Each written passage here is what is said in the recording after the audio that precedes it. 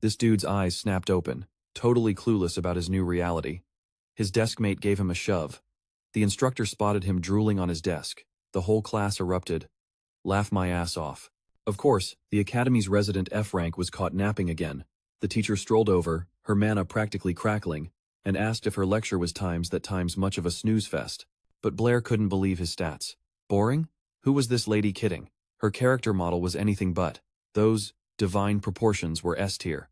Talk about perfect geometry. Like perfectly rendered spheres. The instructor did not times appreciate the system scan, grabbed his ear with a grip that could crush a mana stone, and dragged him to the board to solve the problem. The dude's mind was still lagging thanks to that flawless geometry. He had to use a secret breathing technique to redirect his, overflowing life force from his lower dantian back to his brain. Blair finally processed the quest objective. Summon all integers from 1 to 100. Instructor Brittany barked at him to hurry it up. If he was snoozing through the lecture, then he must have absorbed it all through osmosis, right? The class snickered even louder. Blair was known as the Academy's biggest dead last, but once he centered himself, his entire aura shifted. He got so OP, it actually stunned the instructor into silence. When he scribbled the answer on the board, her jaw hit the floor. Blair didn't even flex, just said he had to hit the restroom to, flush some excess mana. His classmates were totally thunderstruck. Could that answer actually be legit? The instructor with the S-tier build was shook. How did he run that calculation without a single incantation? Outside the classroom, we get the system notification. Blair has no clue what's going on. He's been isekai'd. His real name is Chen Luo, a world-renowned math prodigy, a genius who became the youngest grandmaster in history. He doesn't know how he got deleted from his old life, let alone how he respawned in the body of this F-rank scrub. On top of that, it seems like they don't even use basic arithmetic formulas here. Is this even the right server? If not, he might just be the most high INT character on the planet right now. Determined to see if he's about to become the Isaac Newton of this new world, our protagonist fails a perception check and doesn't spot a girl in the hallway. They collide. Bam! Like a golem charging a scarecrow. Blair's head is ringing, but he feels something super soft in his hand, a lucky drop that honestly made the collision damage worth it. He glitches back to reality when he realizes the situation and offers her a hand. She's fuming, her aura flaring red. Blair, you again? Blair, totally confused, just asks, have we met? The girl goes nuclear, trying to cover her inventory, while screaming, you pulled the same stunt on the first day of the semester, always trying to get a critical hit and peeking at my lower body armor. You're the same arrogant, wannabe noble as always. She started casting so many verbal debuffs about this Blair guy that our protagonist froze solid with secondhand cringe. He tried to explain, but she was dead set on memory, wiping him the hard way. She started chanting a fireball spell. Blair quickly switched tactics. Yo, if I'm really that much of a low-level mob, isn't it just griefing to PK me? The girl wasn't listening. She was ready to make him respawn. Out of options, Blair switched to his last resort, a sincerity build. He apologized to the gorgeous lady with the legendary grade stats and swore on his mana core that he didn't see the color of any, white rarity under armor. The girl was completely stunned. It actually worked. Her rage meter dropped. But before she could say a word, the culprit had vanished, using a high-level escape skill to get away from the blonde berserker. As he's booking it, he starts processing the absolute insanity of this world, where science and magic are both on the skill tree. All of a sudden, a massive headache debuff hits him, and he drops to his knees on the quad. His consciousness starts to fade, his avatar goes limp, and he logs out right there on the grass. Next thing you know, our protagonist's mind enters a flashback sequence, back to his childhood memories, where he's seen calling out for his dad. The scene shifts to a reflection in a puddle, showing a few figures in front of a palace. A man hands a beautifully crafted artifact box to a woman, calling her my love and trying to soothe her. Right after, the woman grabs a young boy by the arm and hustles into a large, two-story manor. Inside, while she's busy sorting through her inventory, she overhears two maids gossiping. They're saying the lady and the kid were from a noble house, but their patron, the guy who was funding their guild, had been killed. The memory fast-forwards, and now we see a young boy sprinting happily to tell his mom he'd been accepted into the prestigious Chandanaza Academy. That kid was Blair. His mother, worried sick, she warns him about the brutal trials he's about to face at the academy. As she looks at her son, she's reminded of her late husband, seeing the same unyielding spirit in his eyes. After that, the scene flashes forward to his new life at the academy, where our protagonist was constantly treated like an F-rank scrub by his instructors. His main quest is to pay off his family's massive debt. After all, he's the heir of a fallen noble house, so he's got to grind twice as hard as any of the blue bloods. The problem is, the kid was born a talentless dud, a total mana zero who can't even conjure a basic firebolt. Because of that, his academy life was a straight-up hellscape. Everyone clowned on his failures, which sent our boy into a soul-crushing slump. Then, out of nowhere, he wakes up and finds himself face-to-face with some blue-haired girl. She's all worried, asking if he's okay. Blair is totally bugging out, wondering who this rando is and how she even found him here. The girl offers him a hand up and tells him he's gonna be late for his magical theory lecture.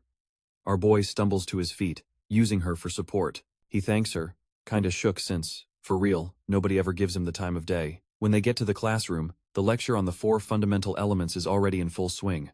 Listening to the explanation, our protagonist starts to piece together how the world system actually works. You're either born a mage with a core, or you're just a commoner. Meanwhile, the professor, a dude with salt and pepper hair, drones on with his lesson, saying mages use incantations, hand signs, and spiritual energy to command the elements. But to pull it off, a person has to be born with the gift. Time drags on, and the class is finally wrapping up. The students pour out of the classroom, hyped that the lecture's over. After the lesson, the professor spots someone who stayed behind to ask a question. He looks over, sees it's Blair, and asks, totally unfazed, "What do you want to know?" Blair asks the professor if it's possible for someone to awaken their mana core even if they weren't born with the talent for it. The professor just shuts him down flat, saying it's impossible to manipulate the elements without an innate gift. Just then, the classmates still in the room start roasting him, since everyone knows the protagonist is a magicless loser. Then, a dude named Toby rolls up and tries to cheer him up. He tells Blair that even if he flunks out, there'll always be a spot for him on his old man's estate. Hearing the name, our MC's memories click into place. This chubby guy was the original body owner's only real bro. After their chat, Toby gives him a huge grin. The two part ways with a friendly wave. Suddenly, Blair clocks the blue-haired girl staring at him from across the room. He asks her if she needs something. The girl gets super flustered and just bolts from the room, but not before stammering that Professor Brittany told him to report to her office after class. He's left thinking about that girl. She was low-key hovering around him all day. It seemed like she wanted to say something. The guy realizes that even though he's a math genius, those stats aren't going to help him level up in a world run by magic if he has 0 mana. With a sliver of hope, he decides to try and channel what little latent mana he might have to summon a flame. He stares down at his own hand, focuses his will, and tries to cast a basic firebolt, praying something happens. His hope was already fizzling out and despair was creeping in because it looked like another epic fail. But then, out of nowhere, his hand erupts in a brilliant orange flame. The dude is completely stunned, looking mesmerized by the fireball crackling in his palm. He's totally clueless, just seeing that golden light pulsing there. He can't believe this is for real, because as far as he knew, this new vessel was supposed to be a magicless dud. But you can't argue with the results. He has to accept this new reality, and even lets out a huge sigh of relief. Right after, our boy starts messing around with his newfound power, then stops and starts wondering how this ability just randomly awakened. He thinks it must have happened because his soul transmigrated into this world. Then it hits him he was supposed to talk to the professor. He heads to her office, knocks on the door, and hears a voice from inside tell him to enter. Apologizing for the intrusion, our guy walks into the math instructor's office, but when he gets a look inside, his eyes bug out, and his face turns redder than a fire lizard. He finds the professor, who's a total smoke show, in a really compromising position, and just freezes on the spot, completely speechless. But she's totally oblivious to his mana-shocked state and just beams at him. Meanwhile, our boy is still frozen solid, just staring like he saw a ghost. The instructor, totally chill, tells him to ignore the whole scene, saying this is just her mana-focusing stance for complex calculations. Blair, still a little flustered, asks why she summoned him. The blonde mage motions for him to take the seat next to her desk. She zips away for a sec, then reappears, dropping a quill and parchment in front of him. He glances down at the scroll and sees it's a new arcane equation he's got to solve. As he's about to channel his focus, the instructor says she's stepping out for a second, but without even blinking, he just drops the answer on the spot. The instructor stares at him, her jaw on the floor, asking what he just said. He repeats the same number, confirming the solution like it was a basic cantrip. Suddenly, the blonde mage rushes over, grabs him by the shoulders, and starts freaking out, demanding to know how he solved it, because that formula was a high-level dungeon crawl for her. She looks kinda ticked off, asking if he'd seen that incantation before, even though she picked the variable 79 completely at random. Our protag asks if she's sure she's ready for the S-tier knowledge. She playfully insists again, telling him to spill the secret technique. His gaze kinda drifts south for a sec, and getting a little flustered, he agrees to break it all down. He's even surprised, thinking to himself that for a high-level instructor, she's kinda naive about some things. Wasting no time, he dives right into the lecture. He says he saw her trying to crack the formula by adding the numbers one by one, like a total novice. He calls it a high-risk, low-reward strategy, where a single miscalculation could cause the whole spell to fizzle. But he gives her props because her mana control was actually perfect. She looks down at her spell scroll, totally baffled, saying that's the only incantation she knows for it. Our boy cracks a smug grin and says she's been grinding the hard way. He starts to unveil a new, more efficient spell matrix where you first have to find the underlying pattern. According to him, you just link the first rune with the last, the second with the second to last, and so on. Combining these pairs always gets you a value of 80. He asks the instructor how many of these 80 value pairs exist in the formula. The blonde literally jumps out of her seat and shouts the answer, 39. Our boy immediately praises her, telling her to sit down, but then quickly apologizes, saying it was just an old training habit. He continues the lesson, saying that with this technique, the problem stops being a complex, multi-stage incantation and becomes a simple amplification spell. He shows her that, with this cheat code, she can find the solution almost instantly. The instructor, totally hyped about learning a new skill, happily declares this is an amazing breakthrough for solving the formula. What's more, she even figures out that this technique could probably be optimized even further.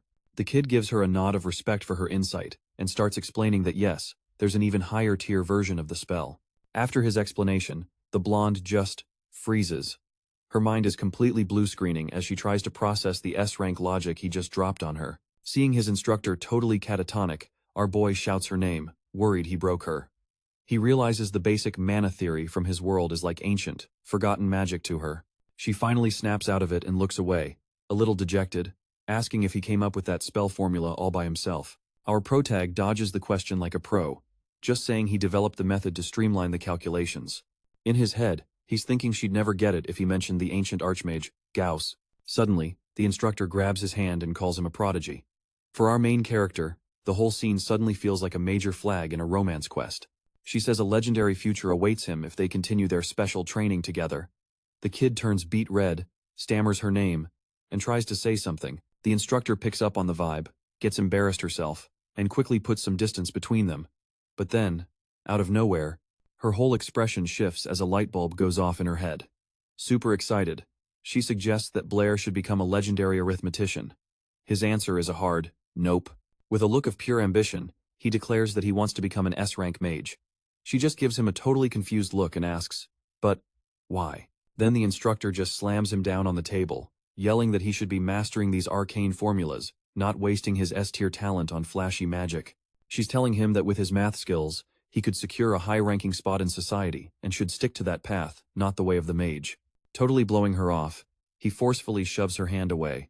Our protagonist declares that the only thing that matters to him is magic and his quest to become a mage, not some number cruncher. In his opinion, becoming a grand mathematician in this world is a newbie-level task.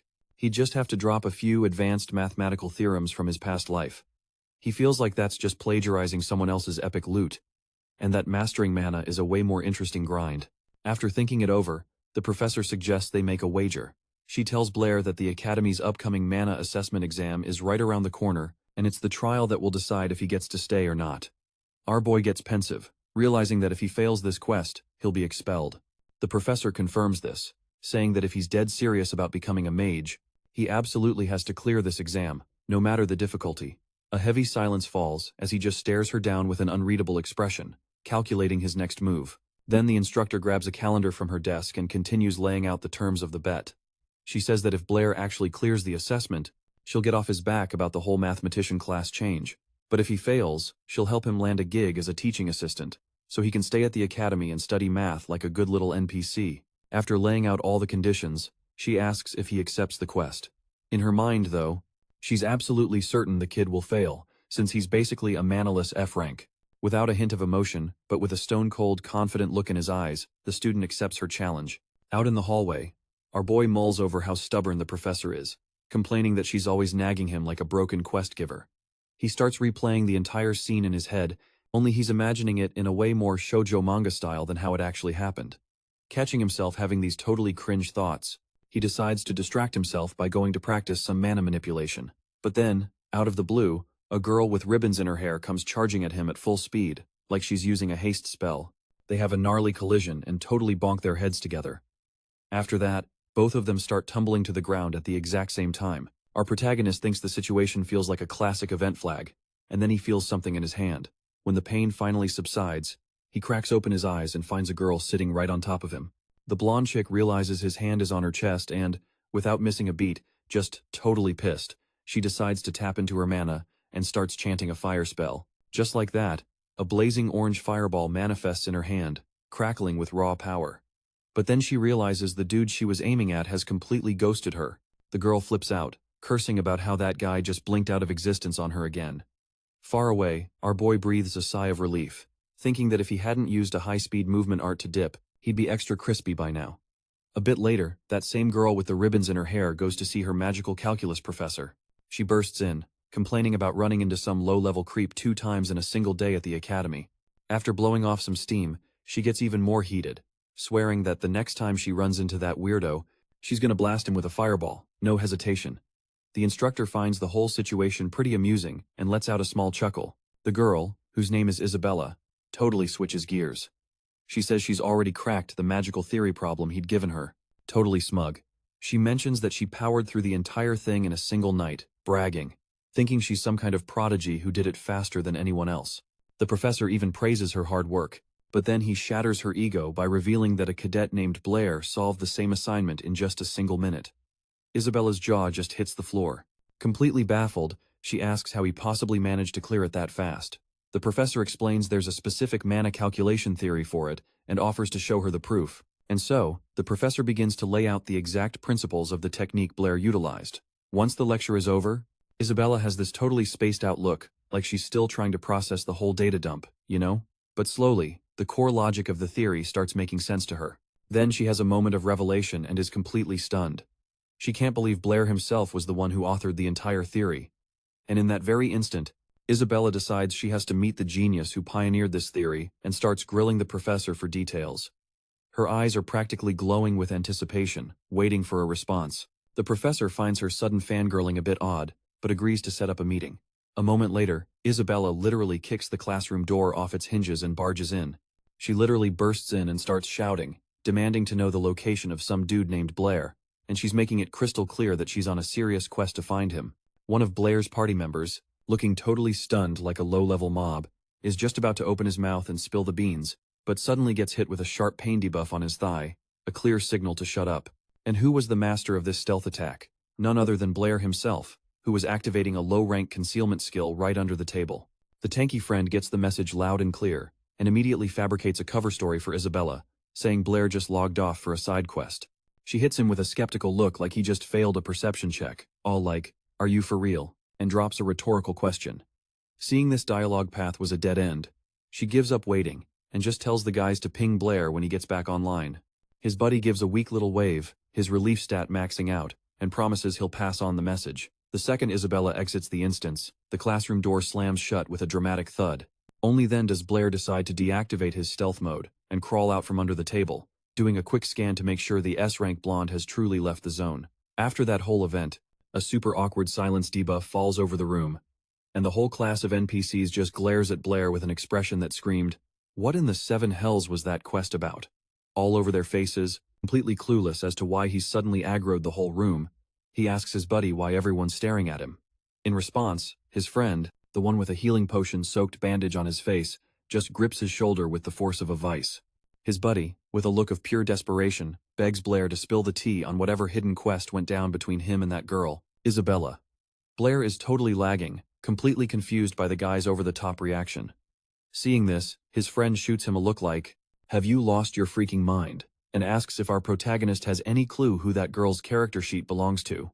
Our boy gets a little wary, and carefully asks about the identity of the girl who just stormed the room. His friend begins the info dump, explaining that she has connections to some high-level guilds that could cause some serious system-wide problems, but Blair just shrugs it off, boasting that inside the academy's safe zone, nobody can even touch him. Then his friend, who looks like he's already foreseen a bad ending to this scenario, asks for the name of this so-called academy. Blair answers nonchalantly. The next question is about the campus's coordinates, and our guy, totally chill, he mentions he's on Baker Avenue, And that's when the bombshell drops. His buddy tells him the academy's campus is in Yabo City, and the mayor there? Yeah, that's none other than Isabella's dad. And that's when it finally hits him. Blair finally gets the picture. He realizes just how deep in a high-level dungeon he's wandered into, and starts to totally freak out, wondering what to do. The dude realizes he's royally screwed, and asks his friend if he can just, apologize to the girl and call it a day.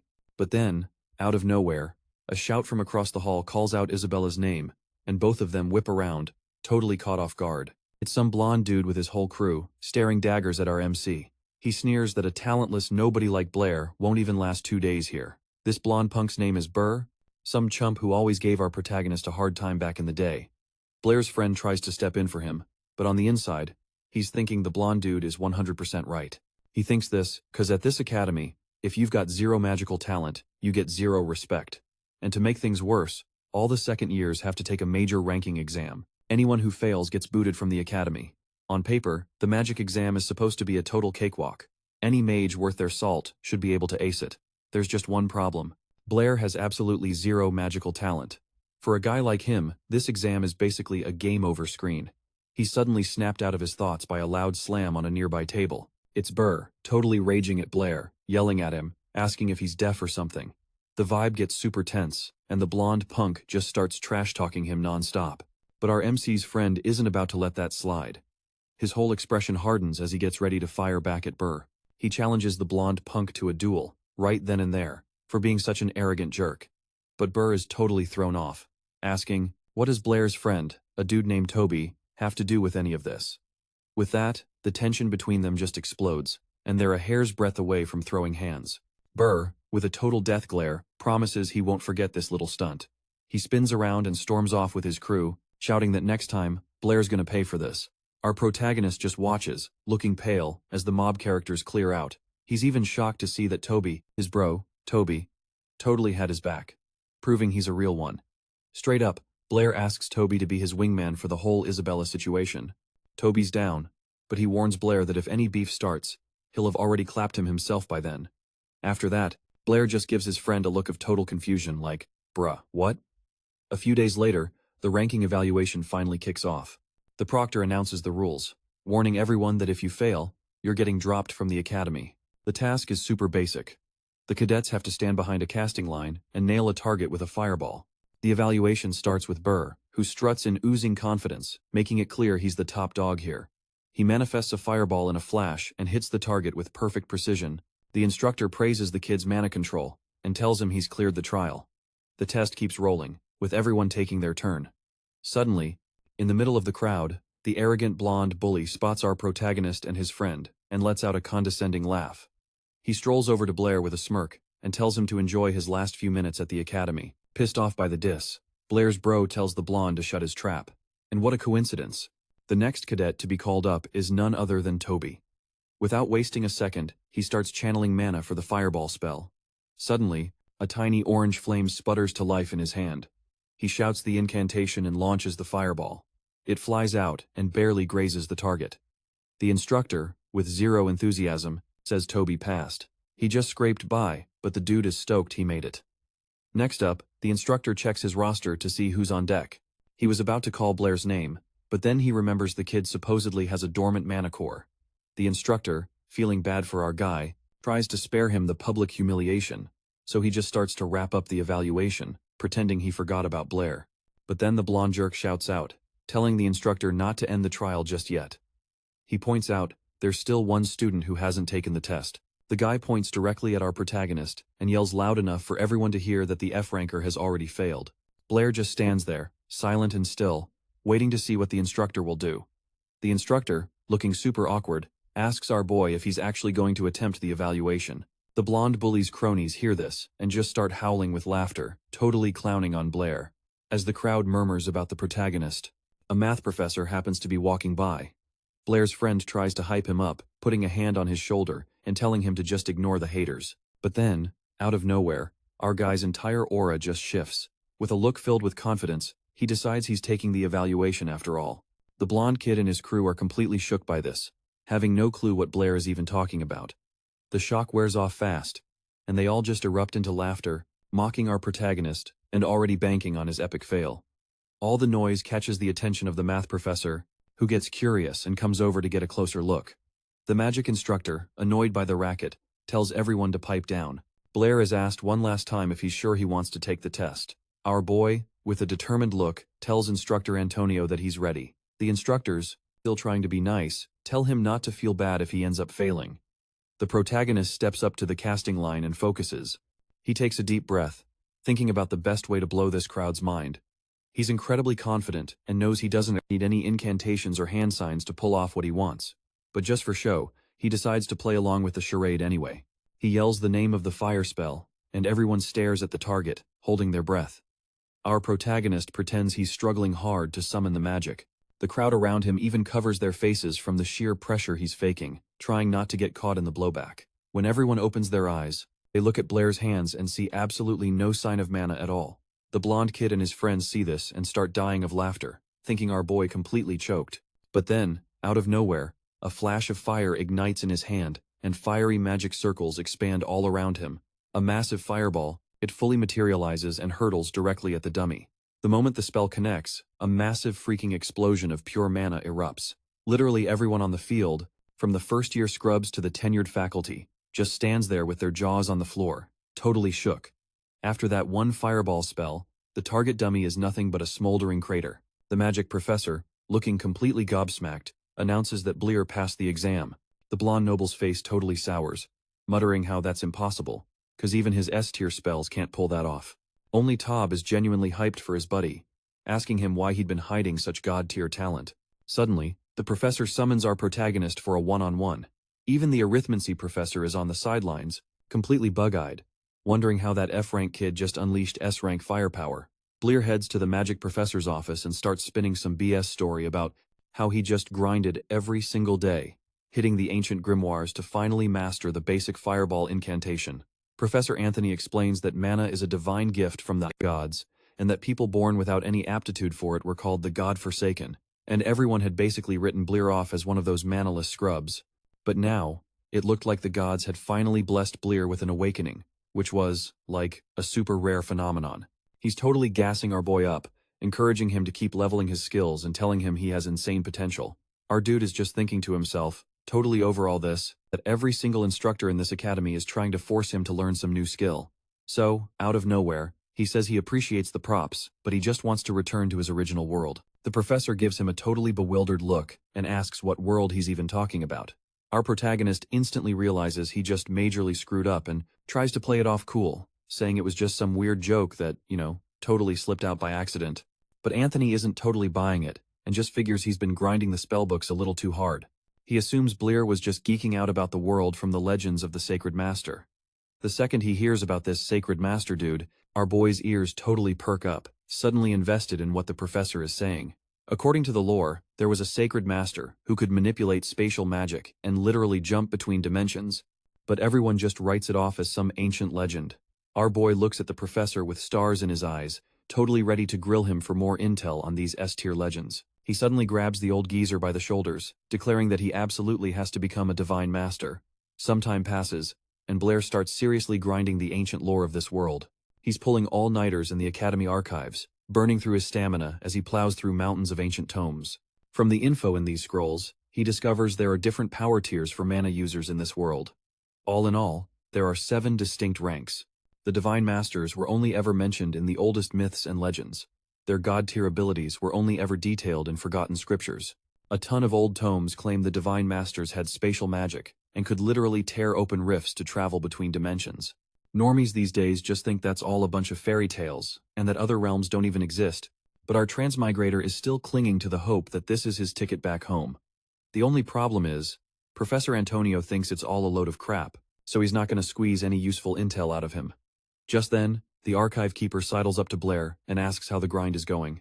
Blair gets kinda jumpy when the keeper tells him to stop being a total bookworm and actually help out with some of the archive duties. With no other option, our boy agrees to take a break from his lore diving. After his shift of hard labor, he's totally wiped, having no clue that being a library aide was such a high stamina quest. When his shift is finally over, it's time for his next lecture. The second our boy steps into the classroom, this weird silence just drops over the whole place. Everyone's whispering about his crazy exam rankings, since he totally broke the curve and scored off the charts. The chatter just wouldn't quit. And this sudden jump in his popularity stat was starting to feel like a major debuff. Then he spots Isabella out of the corner of his eye, and just completely freezes up. He has no clue what a high ranker like her is doing here and just stares, like he's been hit with a paralysis spell. The blonde is sitting in a kinda weird pose, which is totally short-circuiting our boy's brain. He even tries to look away, just to avoid a system error.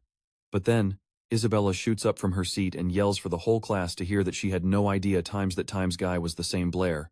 Sensing the mana in the room was getting hostile, our protagonist tries to defuse the situation and end the confrontation, but she instantly cuts him off, calling him a total perv in front of the whole class. Blair is still scrambling for a way to calm down the hot-headed blonde, but then he spots flames starting to manifest around her. She's channeling all her mana into her hands, prepping a fire spell, looking like she's about to go nuclear. The freaked-out dude just flinches and throws his hands up to shield his face, but nothing happens. Shocked, he cracks open his eyes, wondering why the spell never connected. Standing right in front of him is the math professor, who totally nullified the rogue spell. The professor, looking seriously disappointed, asks Isabella why on earth she's casting combat magic inside the classroom. The mayor's daughter tries to justify herself, but the professor shuts her down before she can even get a word out. Right after that, the professor summons Blair to her office, and she's not done yet. She decides Isabella is getting dragged along too. Not wanting to rank up his troublemaker status, our guy just agrees and calmly heads to the professor's office. The two students and the professor then exit the room in a flash, slamming the door behind them. After that totally wild scene, the entire class is dead silent, trying to process the absolute chaos that just went down. Some random blonde dude in the class is just shook, not getting why Blair was catching all that smoke. Meanwhile, in the professor's office, our guy is recapping the whole chain of cringeworthy encounters he's had with Isabella. The professor tries to broker a truce, insisting it was all a massive misunderstanding. Under pressure from the professor, the blonde girl finally agrees to let it go. Then, the professor pivots, bringing up the magic placement exam and praising our protagonist for his insane progress, declaring that their little wager was officially settled. She admits she was seriously intrigued by his performance, and asks him to demonstrate how he managed to awaken his magical abilities out of thin air. Our guy plays it cool, brushing it off as a lucky break, and says he's actually the one with a few questions for her about the fundamentals of magic. The professor doesn't push it and just waits, curious to see what he's gonna ask. Then he drops the bomb. To manifest an element, do you really need to use hand signs and chant incantations? Isabella, never one to miss a beat, jumps into the conversation just to roast the protagonist for asking such a dumb question. Realizing his question sounded kinda noobish, Blair gets a little awkward and asks if there are any exceptions among high-ranking mages. The professor starts explaining that even the most powerful archmages need incantations and hand signs. The only difference is that at their tier, they can perform them at lightning speed. She goes on, explaining that magic is a gift from the gods. They were the ones who taught humanity how to use chants and gestures to invoke the elements. To pull it off without any of that, a person would need what they call a divine revelation. Isabella finds the question so ridiculous, she asks why the professor is even entertaining it. Meanwhile, our protagonist starts to wonder if, since he's from another world, the gods of this world just completely missed him. This was all Mage 101 stuff, and if he really wanted to become a mage, he'd have to hit the theory books first. But the professor called him in for another reason, one Isabella had already brought up. She hands him a folded paper, explaining it's a magical research journal where the most groundbreaking papers get published. Isabella, who's totally snooping, gets a peek at the journal and her jaw just drops. She spots the math professor's name right next to our guy's and has a completely over-the-top reaction. The professor explains that she figured out the summation method he demonstrated and even wrote a whole thesis on it. But our black-haired protagonist can only think about one thing. If he's going to get some coin from this publication, since his pay from the library was an absolute joke. And as if she read his mind, the professor suddenly calls out his name, handing him a small pouch of money, and says it's his cut for the research. It was a massive payout, covering more than 2 years of his pathetic library salary. With a joy he can barely contain, he puts on a show of being embarrassed to accept it, and offers half the money back to the professor. Totally clueless, she takes him up on the offer and just yoinks half the gold for herself.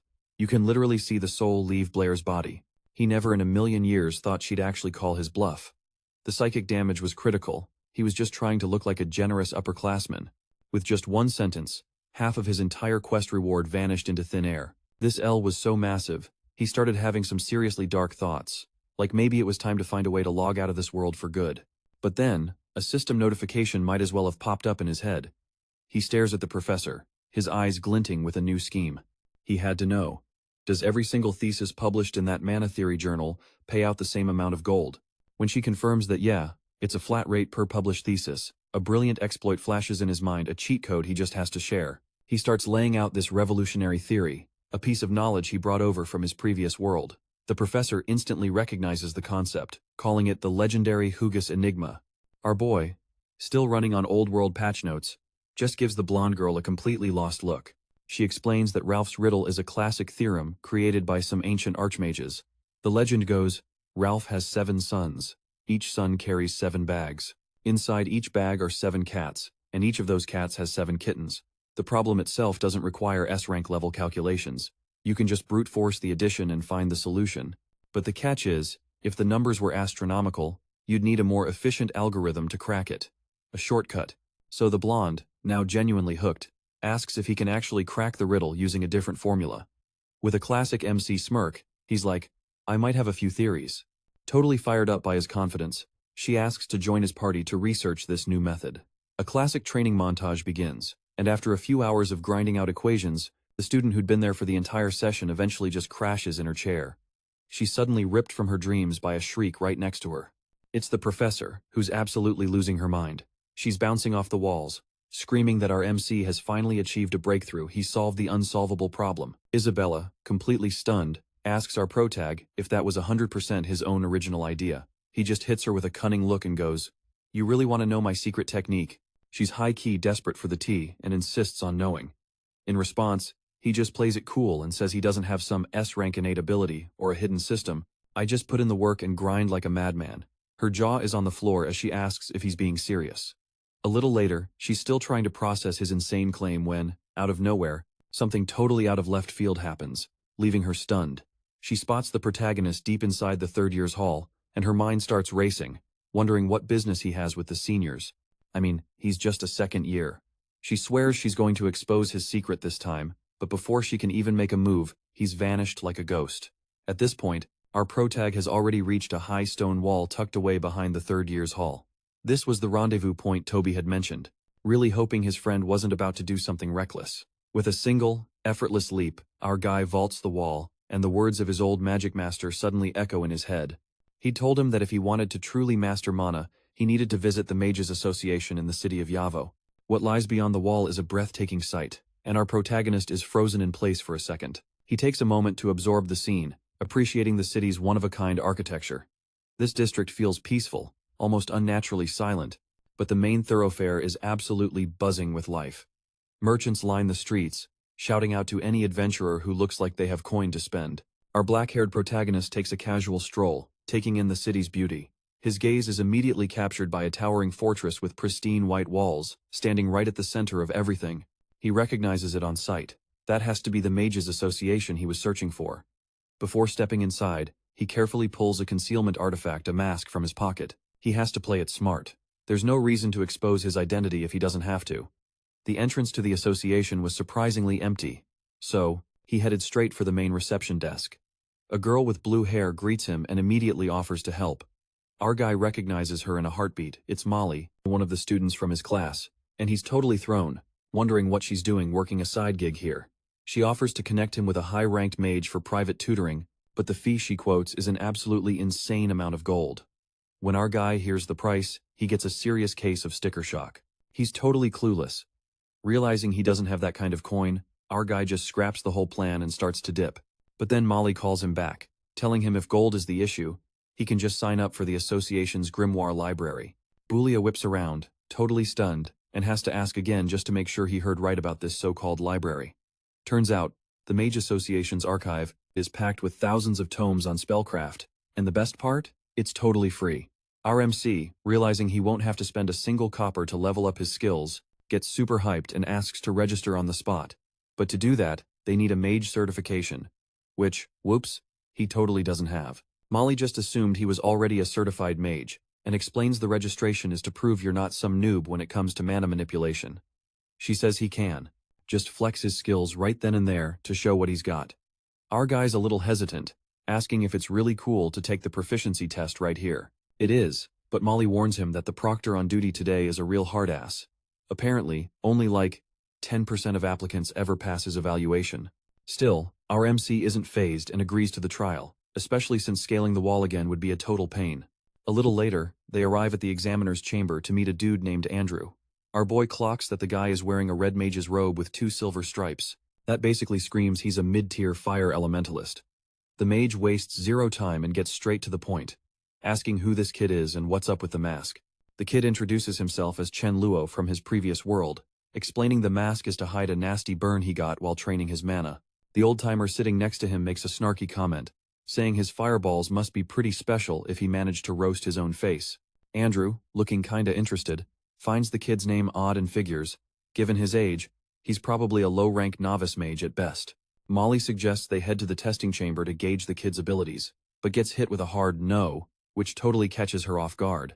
The examiner says they don't need a special room, and the test can be done right here, daring our guy to show him what he's got. Bulia stared at the mage, shocked, wondering if he was serious about casting a spell right here. He's totally baffled by the lack of space in the room. The old man gives him a mocking look and says Andrew won't get a scratch from whatever pathetic little ember the kid's probably gonna conjure. Our guy, meanwhile, doesn't even bother arguing and just accepts the terms. He plants himself right in front of the examiner and starts channeling all his mana into his hand. The mage isn't a fan of his casting form, but to everyone's absolute shock, a massive amount of raw mana starts swirling in our MC's hand. Suddenly, everyone realizes the fireball is going to be huge, and Andrew screams for him to stop, but it's way too late to cancel the incantation, so our guy decides to just go full power.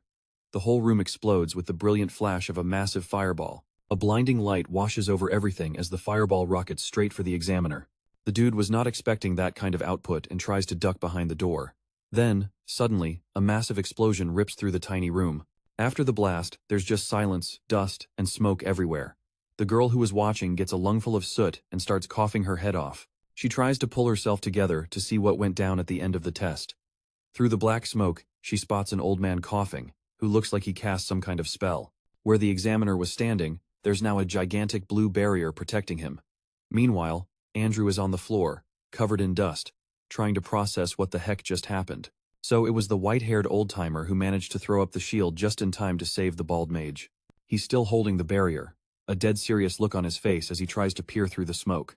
The examiner is so shell-shocked that he doesn't even react, and the senior mage has to literally shake him by the shoulders to snap him out of it. The girl just watches the whole scene, completely stunned. Our boy, seeing the absolute chaos he just unleashed, immediately apologizes to the proctors. He's like, "My bad, I thought you guys were braced for my spell, so I let the full mana output rip." After all that mayhem, our MC somehow cleared the trial. A little later, he's in another room collecting his official mage license and a library access card. He grabs the paperwork and starts checking it out. Just then, the girl from earlier comes over, saying she was totally blown away by the spell he pulled off in front of the proctors. Our MC, whose name we learn is Chen Luo, thanks her for the compliment, gives a quick "see ya" and dips. But here's the kicker. He called her by her name, leaving her totally frozen, trying to figure out how in the world he knew it. Meanwhile, after arriving at the library, Chen Luo is floored by the sheer volume of tomes and grimoires. Wasting zero time, he grabs a book, finds an empty table, and gets straight to grinding for knowledge. Our boy is shocked to find these books are packed with some serious S-tier information. He immediately starts hunting for anything related to mana and spiritual power. Basically, a mage's power level is determined by their spiritual power. The bigger your spiritual pool, the more OP your magic is. And it gets even crazier. High-ranking mages can literally override and control the elements of weaker, low-tier mages. But the book's explanation of the 4 core magical elements is kinda janky, because the magical theory in this world is basic AF. The mages here are convinced that these 4 elements are the building blocks of everything. We're not just talking magic, but the whole world. They think all the other sub-elements are just combos of these 4 primary ones. From a modern science perspective, this theory is hella outdated. Like, any middle schooler knows matter is made up of all the elements on the periodic table, not just 4. But since magic and elemental mana are legit real in this world, our MC can't just slap a scientific explanation on it. This isekai logic is wild. Then, bam, a total eureka moment hits him. What if you could interact with the magical elements in a completely new way? Lost in this train of thought, he suddenly leaps out of his chair, freaking out everyone else in the library. If his theory is right, this is a game changer. He could create a whole new school of magic. He frantically scoops up the papers from the table. Without a second thought, our boy grabs his stuff and just yeets himself out of the library. He had to test this insane theory, so he sprints straight back to the Magic Association. He bursts in, completely out of breath, and barrels down a hallway where the proctors from his exam spot him. The main examiner and an old-timer are just sitting there, still looking shell-shocked from his earlier performance. To set the scene, a blue-haired girl is serving them tea. The examiner, Andrew, remarks that this Chen Luo kid has an abysmally low spiritual power level, but somehow, he cast a massive, S-tier fireball. And the strangest part? The old master couldn't even perform an elemental override on the kid's spell. The gray-robed mage speculates that the kid must have some kind of hidden skill or unique trait that they're just not seeing. It's getting dark, so our MC decides to dip out of the city and head back to the academy. On the way there, he effortlessly leaps over a high stone wall, landing on the other side without a sound. Our boy isn't wasting a second, and decides to start his spellcrafting experiment right then and there. And just like that, a flood of new spell matrix theories rushes through his mind, and he struggles to focus his mana to forge something completely new. The protagonist takes a deep breath and suddenly feels a bizarre energy. A whitish, unfamiliar aura, one he's never felt before, begins to swirl around him. He realizes this energy is flowing from his own mana core, and that he can control it. He tries to direct this flow of ki to synthesize a new element. A ball of mana forms in his hand and transmutes into what he thinks is oxygen, but he's not sure if it's the pure element. There's no way to tell just by its appearance. So, he gathers the newly created oxygen in his hand, using mana compression to make it denser and more concentrated. He figures if this stuff is really oxygen, all he needs to do is ignite it to prove his theory. But the first attempt is a total misfire. He applies a fire element, and just a tiny puff of smoke fizzles out. Not giving up, he tries the insane experiment again. He rechannels his mana, forms the oxygen in his hand one more time, compresses it hard, and ignites the whole thing. Suddenly, a massive mana explosion erupts around him. The shockwave is so insane it shatters the windows of the nearby academy buildings. Just to give you an idea, even a glass sitting peacefully on the math professor's desk started to spiderweb with cracks. The professor, hearing this insane roar from outside, drops everything to see what the heck is going on through the now fractured window. She spots the epicenter of the blast near the building. In the middle of the grounds, a storm of arcane sparks and plumes of smoke are billowing into the sky. Our boy is right in the thick of it, trying to catch his breath in the dense, magical smog swirling around him. The wind starts to whip everything up in a weird vortex. Our MC thinks to himself he got super lucky his reflexes were on point. Then, suddenly, our guy's face is drenched in sweat, a look of pure panic on his face. He glances around, trying to assess the collateral damage from his spell. Apparently, that oxygen-infused spell packed way more of a punch than our protagonist ever imagined. All of a sudden, he hears a voice yelling from the distance. What happened? Our boy whips around and sees some dude sprinting towards him. He totally didn't expect the incantation to be that loud. The MC decides he better bounce before he gets in deep trouble, so he bolts for the academy forest to lay low. Despite the chaos, it looks like Blair actually managed to craft something valuable. A little while later, we see him back in the classroom, replaying the whole mess in his head. He's totally drained from pulling an all-nighter grinding his studies, so he decides to catch a quick nap right there at his desk. But peace is never an option for our MC, and suddenly someone starts smacking him on the back. It was Toby, who frantically starts dishing about last night's drama. To throw off any suspicion, our black-haired boy claims he slept like a log. The rumor is, there was a huge explosion near the third-year building that blew out all the windows. Everyone thinks some OP mage did it, but nobody has a clue why. Our protagonist plays it cool, saying he's never seen a mage like that, and his buddy gives him a shocked look, asking what he means he's never seen a high ranker. After all, their math professor is a super high-level mage. Hearing this, Blair's face is a picture of pure shock, and he practically jumps out of his chair. A bit later, our protagonist decides to go talk to the professor, and the scene cuts to him knocking on her office door. She opens the door almost instantly and greets her student. Our boy's timing is perfect, because she actually wanted to have a word with him. She tells him the Mathematicians Association already published a paper on the Roth enigma, and since he was the one who cracked the solution, his name is listed first among the authors. The teacher congratulates him on solving the toughest problem in modern mathematics, but he brushes it off, saying he's actually here to discuss something else. To the blonde teacher's surprise, he says he wants to study mathematics with her and asks for her help. After hearing this, she just stares at him, completely baffled. The kid wanted to be a mage, but suddenly, he's decided he's also super into math and doesn't want to have any regrets later on. He even says he feels like he must have been some legendary mathematician in a past life. The professor, overcome with emotion, grabs his hand, calling out his name. She can't contain herself and presses his hand against her own chest, saying how unbelievably happy she is to hear that. She pulls him into a hug and declares that from now on, they'll study math together every day after school. Dying of embarrassment, the kid tries to squirm out of the hug, gently pushing her away with his hands and seizing the moment to ask for help with his magic. Still totally thrown by this whole scene, he hears her agree to everything and decides to get out of there as soon as possible. Our boy is already making a break for the door, desperate for an escape. He yanks it open, but the blonde professor calls out, reminding him of their arrangement for the next day. He just agrees, wanting to make a run for it, but then out of nowhere she tells him to stop and wait just one more minute. So she sits at her desk, clasps her hands together, and tries to figure out how to say what's on her mind. Blair is totally confused, watching her nervously.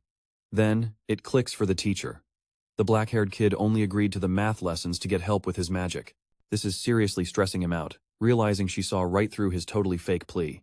Seeing that he's been busted, our MC starts panicking, scrambling for an excuse, when a total galaxy brain idea hits him. He suddenly blurts out that, since they're going to be spending a ton of time together, it'd be way easier to pick her brain about magic theory. But before he can even finish his sentence, the instructor's hand slams down on his shoulder.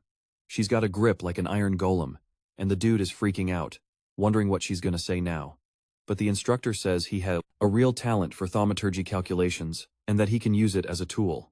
Apparently, our boy's quick thinking was enough to pass her test. She tells him to go get some rest and not to forget to report back after the final bell. Blair thinks to himself that this chick is a high-level genius and a total airhead at the same time.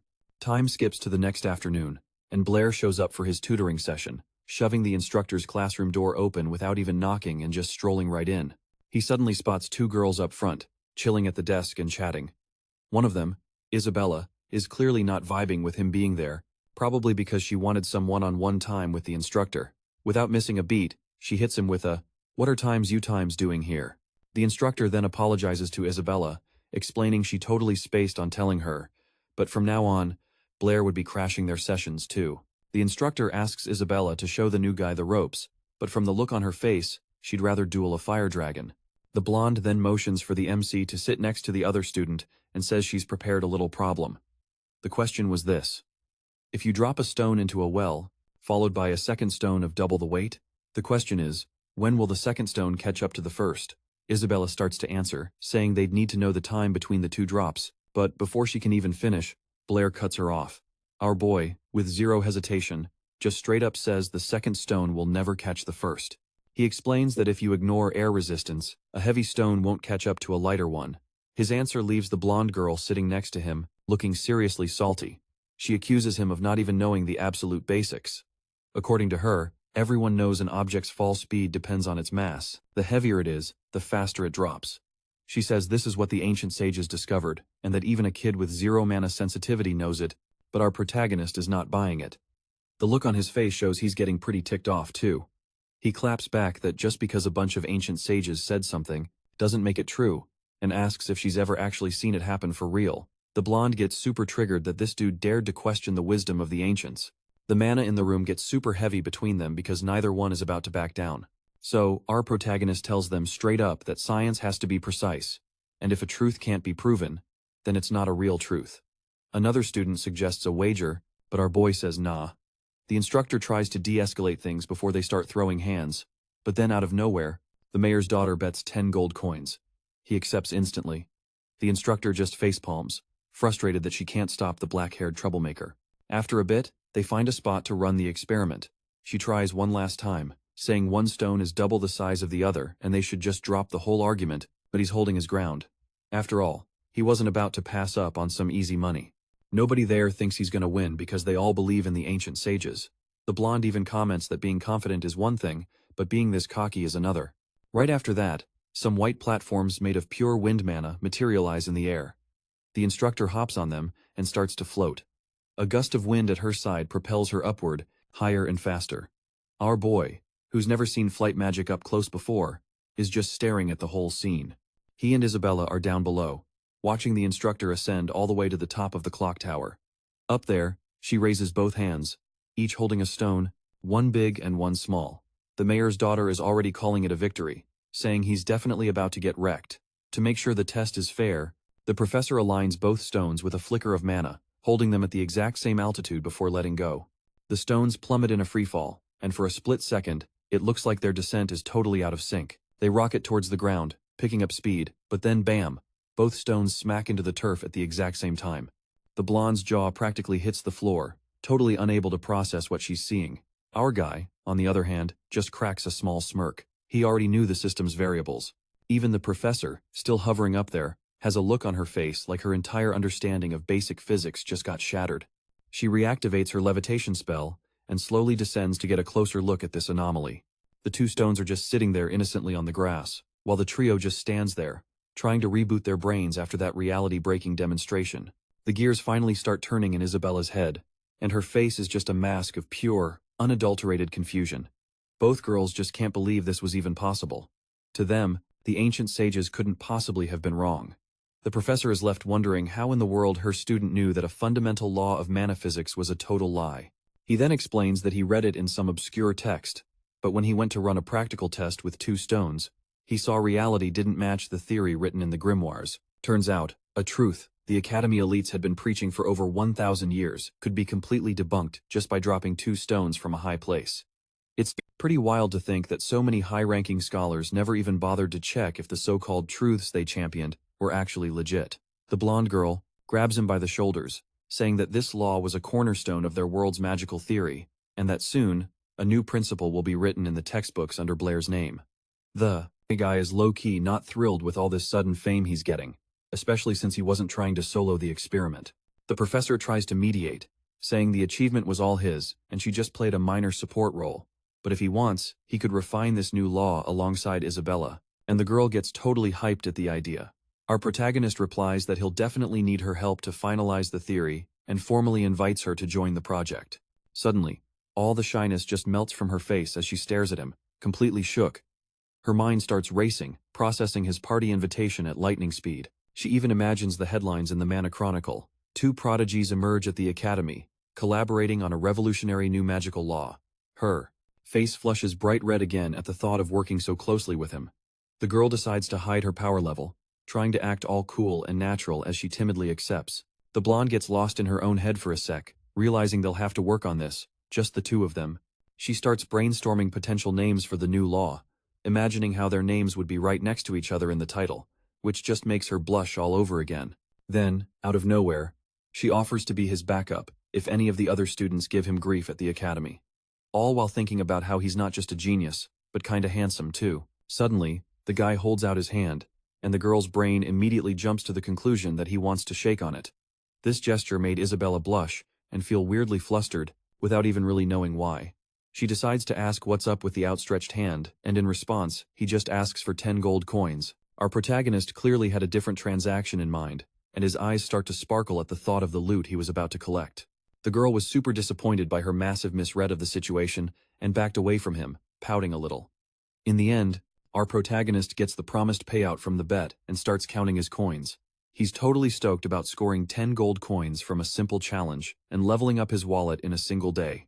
Isabella realizes this guy is way more interested in gold than glory, but she still gets the feeling that's not his true endgame. Her words make our protagonist pause, and he goes quiet for a moment. The girl, with genuine curiosity, decides to ask him what he's really times after. That question catches him off guard, because up until now, he hadn't really stopped to think about it.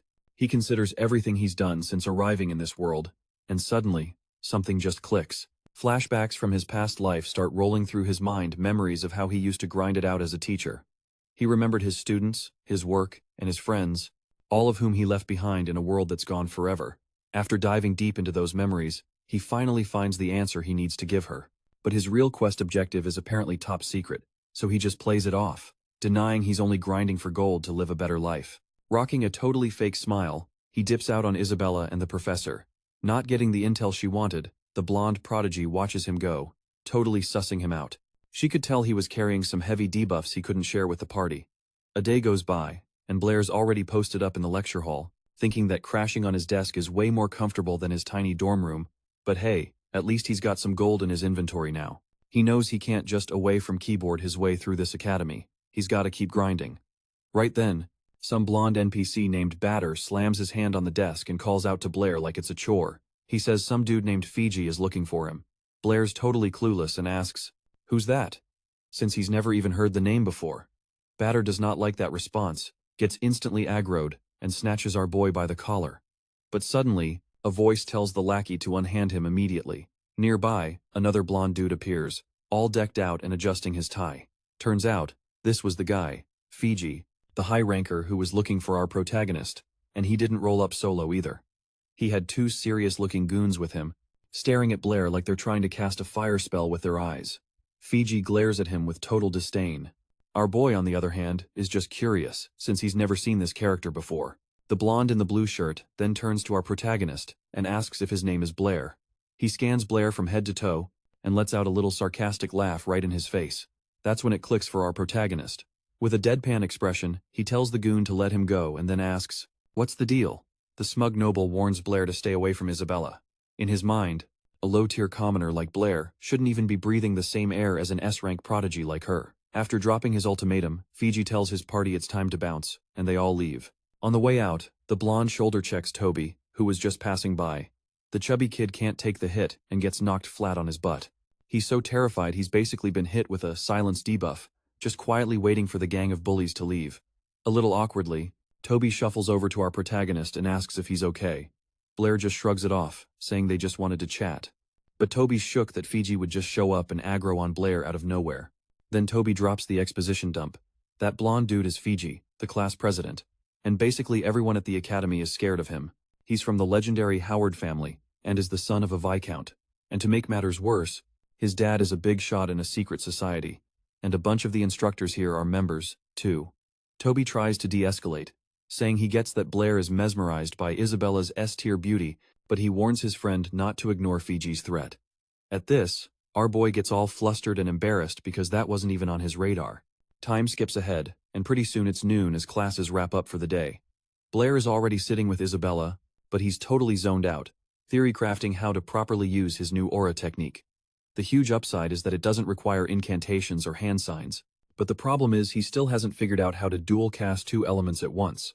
Isabella snaps him out of his trance, telling him to stop slacking off. She tells him to solve the problem the math professor assigned. Our protagonist, yawning from the sheer low-level difficulty, just slides a piece of paper over to her. When Isabella looks at the sheet, she sees a ton of complex formulas and realizes he'd already solved the entire thing ages ago.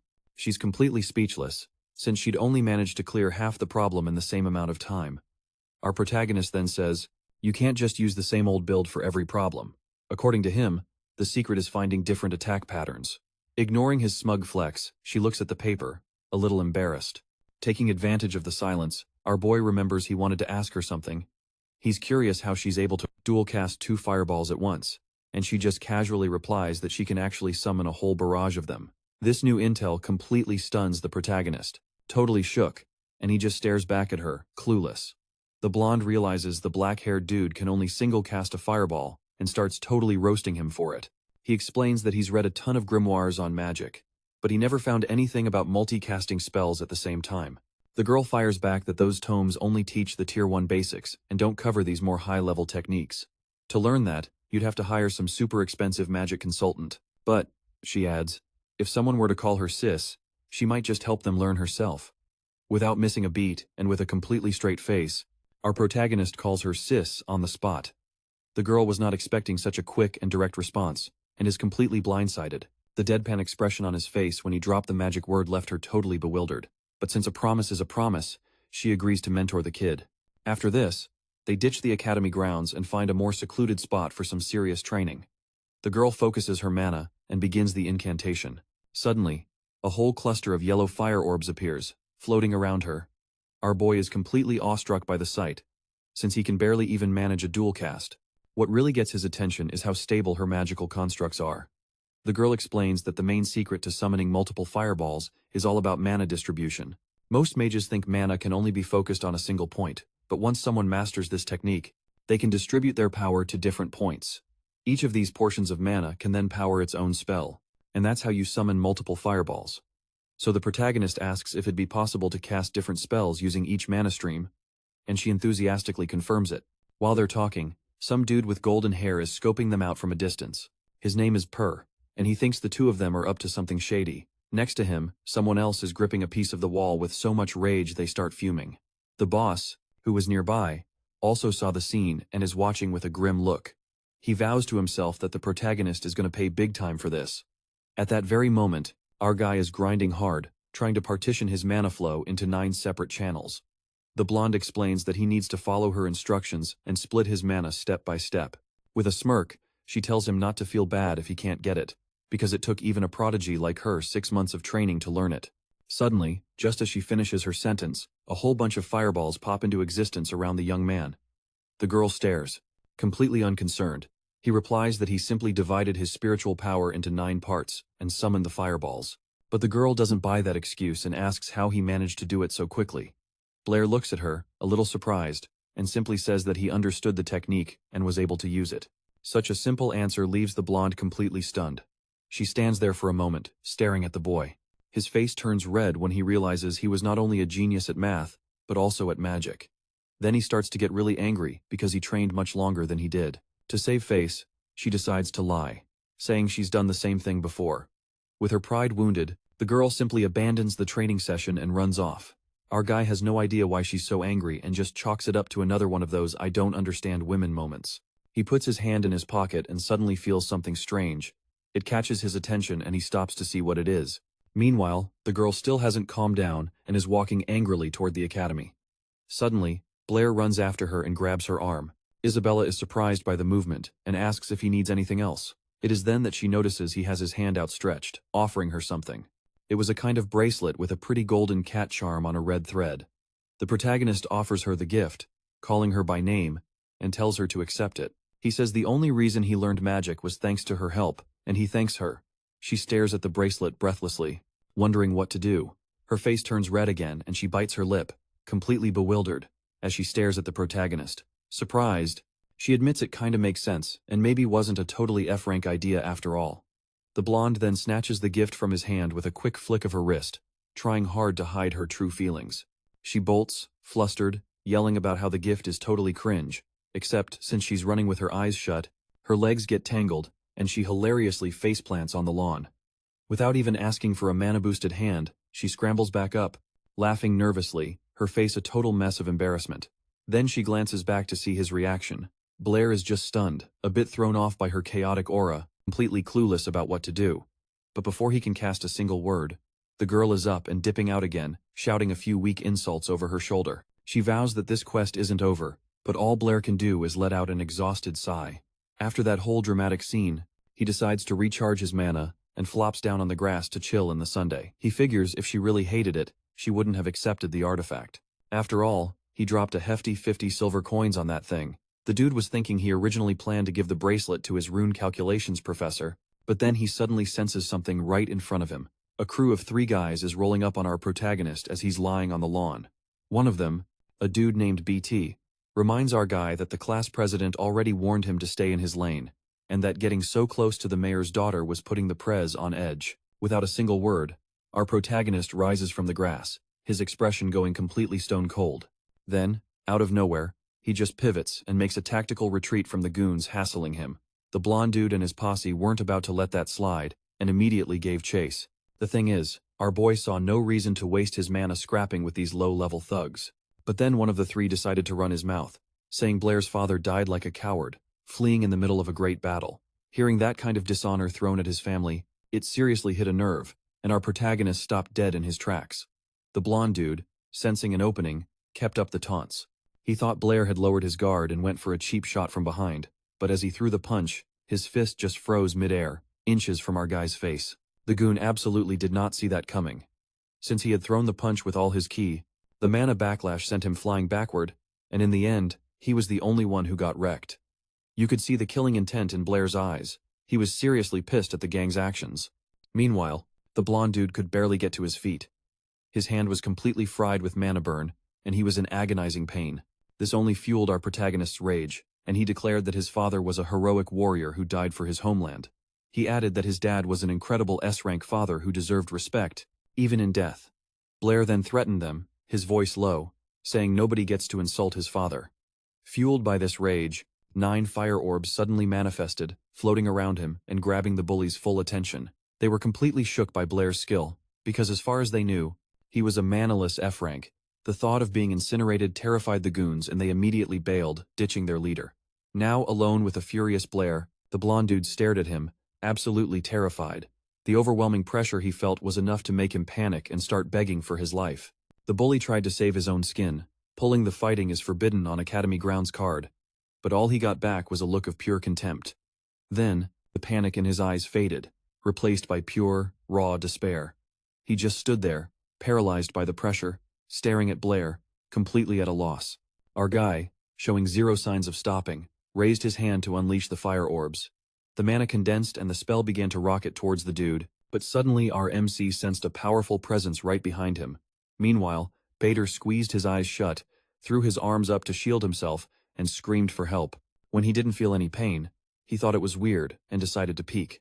In front of him, the 9 fire orbs had vanished, and in their place, a guy was collapsed at his feet. Totally confused, he tried to process the scene, staring at Blair, who was now just lying there peacefully on the ground in front of him. The blonde dude was still shook, but he nervously poked Blair, probably checking for a life sign. Spotting a prime opening, Burr decided to make a run for it before our main character rebooted. But a voice with some serious authority mana stopped him cold. Standing before him was a math instructor, already checking on Blair. The blonde punk tried to cook up some excuses, claiming he was just an innocent bystander. And this whole time, our MC was still chilling on the lawn, totally faking being knocked out. The blonde bully keeps trying to spin his story, but the crowd's perception check was way too high for that nonsense. The professor cranks up the pressure, dropping that she knows all about his little grudge against Blair. This whole pointless back and forth gets interrupted when some dude with a killer stash teleports in. He totally lays into Burr, pointing out that our black-haired protagonist is literally right there, playing unconscious on the quad. This just proves the blonde's entire story was a low-level illusion spell.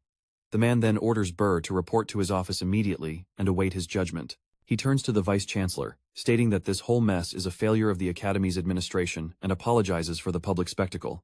The 2 faculty members walk off, debating the fallout, as the girl tries to rouse Blair. She's worried sick about his status, but then she suddenly feels a strange surge of mana. Our protagonist scoots away from her a little, his face a mix of pure cringe and, low-key, some kind of thrill. The girl clocks this and figures he's still dazed from the hit, but he snaps back that he was perfectly fine, until she started trying to smother him with her concern. She then pulls him into one of those huge, mom-level hugs, telling him she was seriously worried. Right then, an older gentleman approaches, saying this whole debacle will be resolved, but that they're actually here on a different quest. The girl takes the initiative and introduces the 2 men to Blair. The elder is named Archel, and the younger one is Calvin. Our boy gives a respectful bow, greeting the 2 Academy faculty members.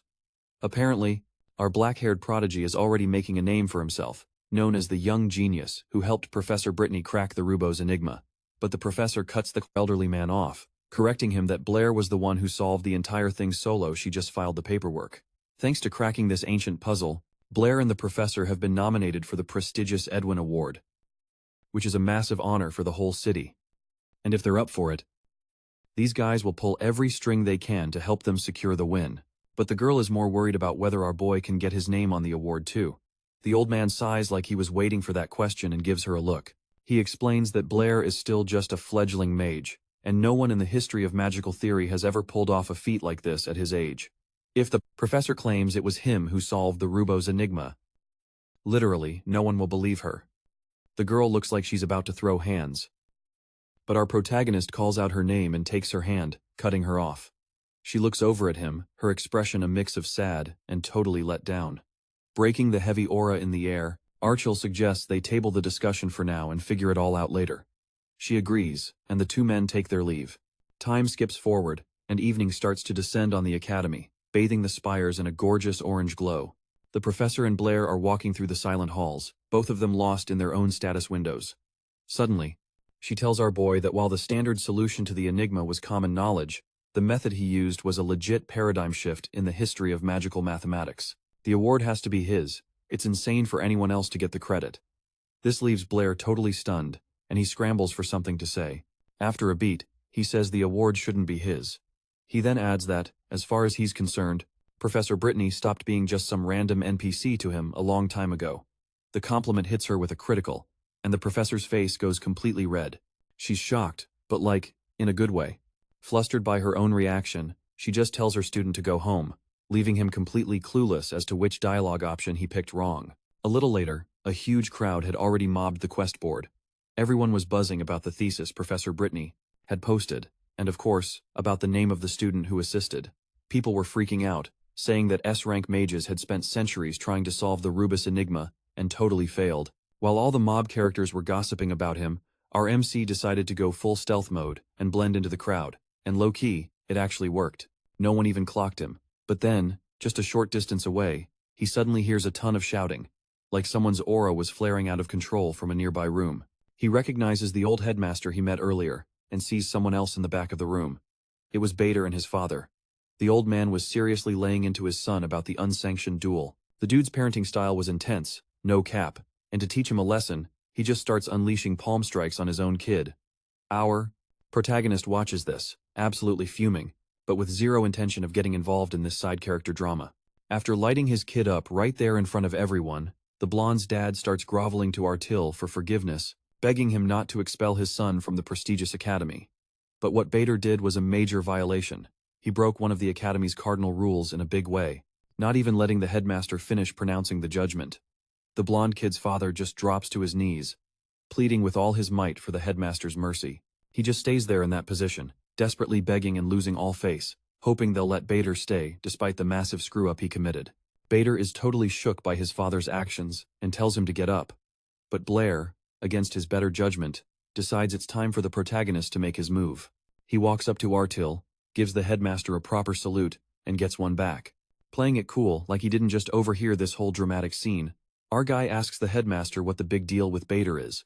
Instantly, the blonde rival's face twists with rage, his aura flaring up the second he sees the black-haired MC decided to step in. Artil explains that the student caused some major trouble, violated a core tenet, and the academy had already decided on expulsion. Swallowing his pride, Bader's dad, still on his knees, grabs Blair's sleeve like he's some S-ranker who can fix this whole mess. He says he'll drill some discipline into his son and just keeps pleading for forgiveness, explaining how hard their family worked to get his son into this elite academy. If he got expelled, his future would be totally wrecked. After all this family drama, our black-haired protagonist just lets out a sigh, getting ready to drop some main character wisdom.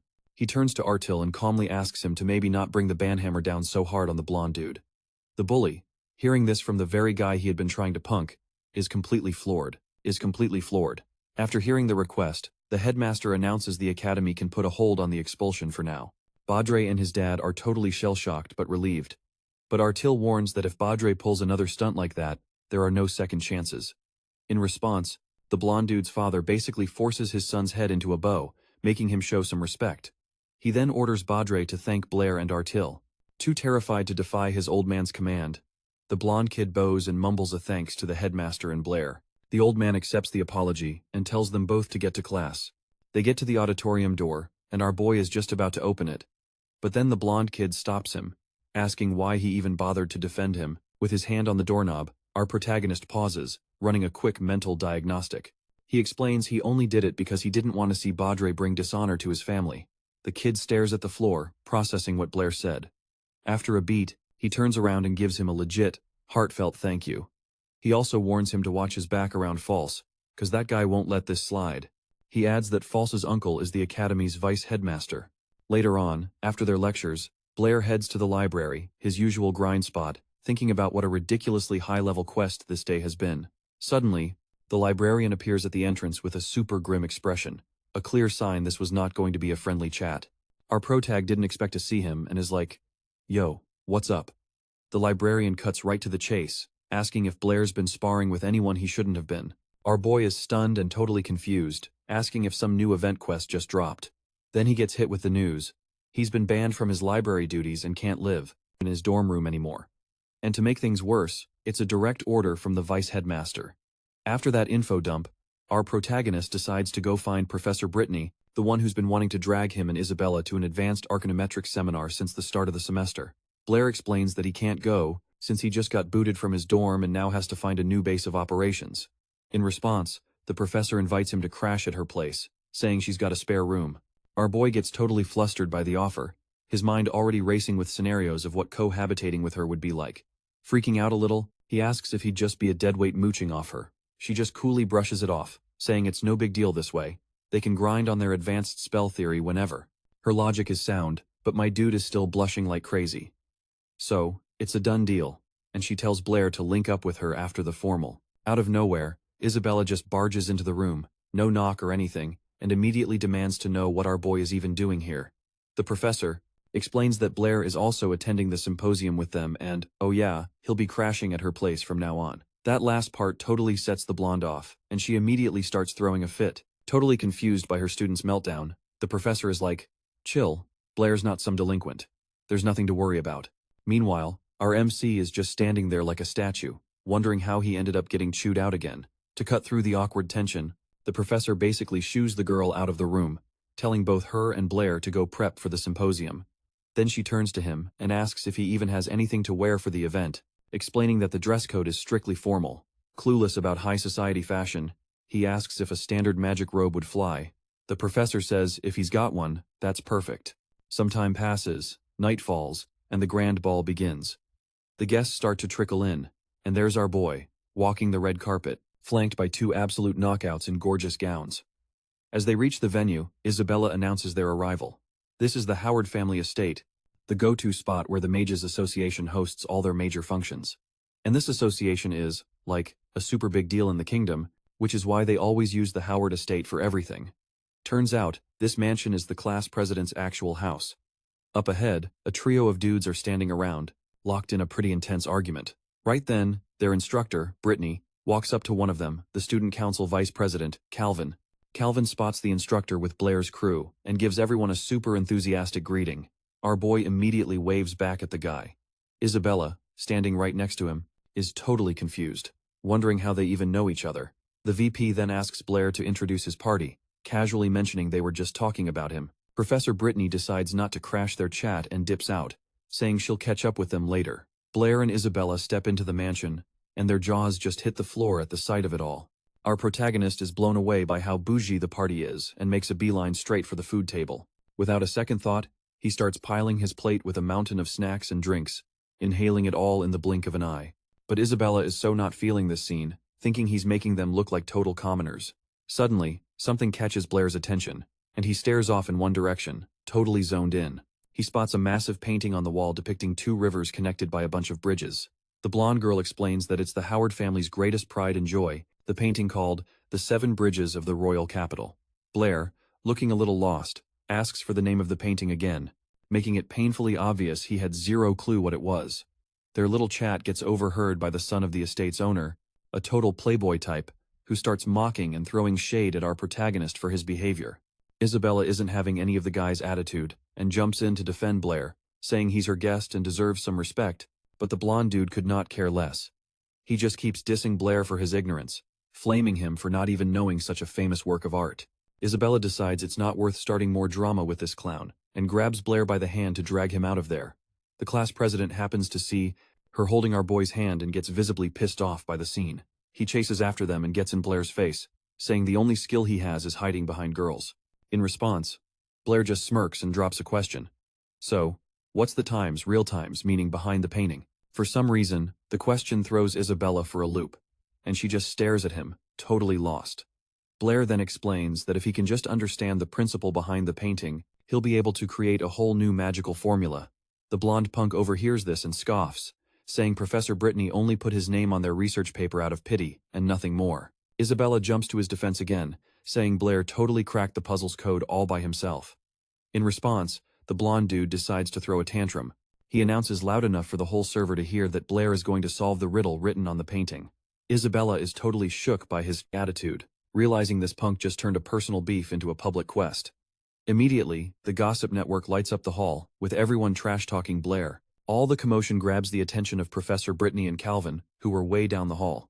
The blonde punk then taunts our protagonist, saying he's now forced to clear this legendary quest in front of everyone. Suddenly, a hand grabs our boy's arm. It's Professor Brittany. She looks worried and asks him why he went and picked a fight with FaZe. She explains that the Howard family is basically an S-rank guild in this city, and messing with them is asking for trouble. If he keeps this up, he'll have beef not just with the Math Society, but with the entire Academy's system. And to make things worse, this 7 bridges problem is a legendary grade quest that mages have been trying to solve for centuries. Faiz just wants him to try and fail, so he can humiliate our boy in front of the whole student body. Then Faiz, the blonde jerk, overhears them, and turns to Professor Brittany. He scoffs at her, saying she was the one who called Blair a prodigy, but now it seems her faith in his stats is wavering. The professor gets all flustered, and starts raising her voice to explain herself, but she gets cut off. That's when Blair, radiating pure main character energy, says he'll accept the challenge. He says it's a way of thanking the family head for getting him booted from the library's archives. The girls nearby hear this and are floored because they had no idea that was the real reason he left the library. They even ask if he's sure, but Blair's already turning to face down Faiz. He confirms he'll clear the problem and that he accepts the bet. So Faiz starts dropping the lore behind the so-called 7 Bridges challenge. It was some first-generation dude from the Howard family who cooked it up. Ages ago, the head of the family was a major official and noticed the capital had a unique map layout. Back then, the city was way smaller, like a starting zone. It was split by a river with 2 islands in the middle. To connect everything, they built 7 bridges. These bridges helped the people of the city link up and run their trade routes. One day, this old family head was staring at the bridges and had a crazy idea. Was it possible to cross all 7 bridges, hitting each one only once, and return to your exact starting point? When he dropped this quest, mathematicians from all over the kingdom went nuts trying to find the answer. A ton of famous scholars traveled to the capital just to try and crack the problem. Time went on. People proposed a bunch of theories, but nobody could figure out how to get back to the start without having to cross a bridge twice. Until one day the old guy who created the challenge announced he'd found the solution. He told everyone to meet him the next day to prove he was right. So mathematicians from all over gathered at the bridges. But they waited all day, and the man never showed.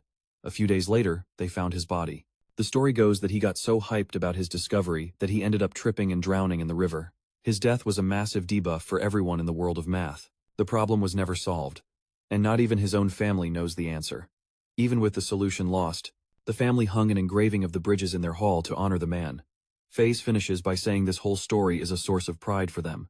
Our boy instantly gets it, like a system notification just popped up, because this puzzle is super similar to one from his old world. After the whole history lesson, Faiz asks with a smug grin if Blair thinks he can find the solution. Blair replies, "Nope, I won't find times a times solution," and then adds, "And if I can't, then nobody else can either." Faiz nearly explodes with laughter at this response. He can barely contain himself and lets out a scornful snicker. He just can't hold it in anymore and starts laughing his head off right in the blonde dude's face. The crowd is just totally confused and starts to drift off, finding their little squabble pretty boring. One of the girls there remarks that Blair is just another arrogant scrub who doesn't know his rank, but her friend, who was right beside her, keeps an eye on our boy and notices he has a seriously sharp glint in his eyes. To her, the black-haired kid isn't the F-rank nobody everyone thinks he is. After his laughing fit, the protagonist starts to break down his answer. He says the riddle of the 7 bridges is simply unsolvable, and that's why he can't solve it. With that bombshell, everyone in the hall goes silent, processing the information. Instructor Brittany and Isabella start whispering to each other about what he said. Faiz gets triggered and starts cursing our guy out, demanding how the first elder of his clan could have found a solution if one doesn't exist. In response, another question gets thrown right back at him. Is there any proof that this so-called elder actually solved the puzzle? The blonde kid is stunned by his audacity and asks if he has any idea who that elder was in the kingdom's hierarchy. Suddenly, someone in the middle of the crowd slams a staff on the ground, telling everyone to shut it. The guy is Viscount Howard, who tells Faiz to stop flexing about his family's legacy. The blonde kid immediately shrinks back and apologizes to his father. Then, the Viscount approaches Blair and says he's heard the rumors about him. Our guy, not showing a single ripple in his mana, politely bows and greets the head of the house. The Viscount then says he saw the little duel with his son and even apologizes for the kid, but he quickly follows up, saying he heard Blair claim that the riddle had no solution and that this was a major diss to the honor of his family's ancestor. The protagonist begins by explaining that the 7 bridges of the capital genuinely have no solution. The girl nearby notices he's never looked so confident. The Viscount's aura begins to flare with irritation and he asks, now annoyed, if he really wants to prove what he's saying. Our main character doesn't back down, saying he can prove to everyone that the puzzle is impossible. According to him, many scholars from that era tried to solve the problem by brute forcing the paths, which is a valid, if low-tier, attempt. But if you really analyze the problem, the answer is on a completely different level. As he was speaking, he was scribing on a piece of paper and then decides to show it to everyone. He explains that a practical and complicated problem like this can be transmuted into a simple diagram, where each landmass is a node, and each bridge is a line connecting those nodes. Just like that, the map of the 7 bridges can be simplified into that drawing. If you can leave each node without repeating a path, it means you can return to your starting point. The crowd is stunned, and some people comment that they never thought of solving the problem that way. At this, one of the 2 girls who were talking about Blair admits he's not so simple after all, and that her friend was right. The other girl gives her a smug, "I told you so" look, totally satisfied with being right. The protagonist continues with his breakdown. He says that aside from the start and end points, every time you cross a bridge to reach a place, you need another bridge to leave. So he simplifies the math. The points that have an odd number of connected lines are odd nodes, and the points with an even number of lines are even nodes. Brittany gets the logic. To leave the starting point and return, you have to pass through every node, and to achieve that, all the nodes must be even. Our guy confirms her idea and says that's the key.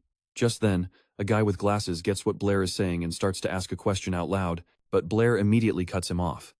He explains that the 4 points of that puzzle are singular, or, in other words, odd. So no matter what method they use, they can never return to the starting point. He drops the bomb. The 7 bridges puzzle has no solution, and it never did. The whole crowd is shell-shocked, processing what he just said. The guy with glasses admits there's no flaw in the theory, meaning the problem really is an impossible grade quest. The blonde kid, who is totally humiliated by the revelation, yells that Blair is wrong. Then everyone starts to get it. The Howard family has been capping this whole time. He's yelling at everyone to shut up, insisting he's the one who messed up.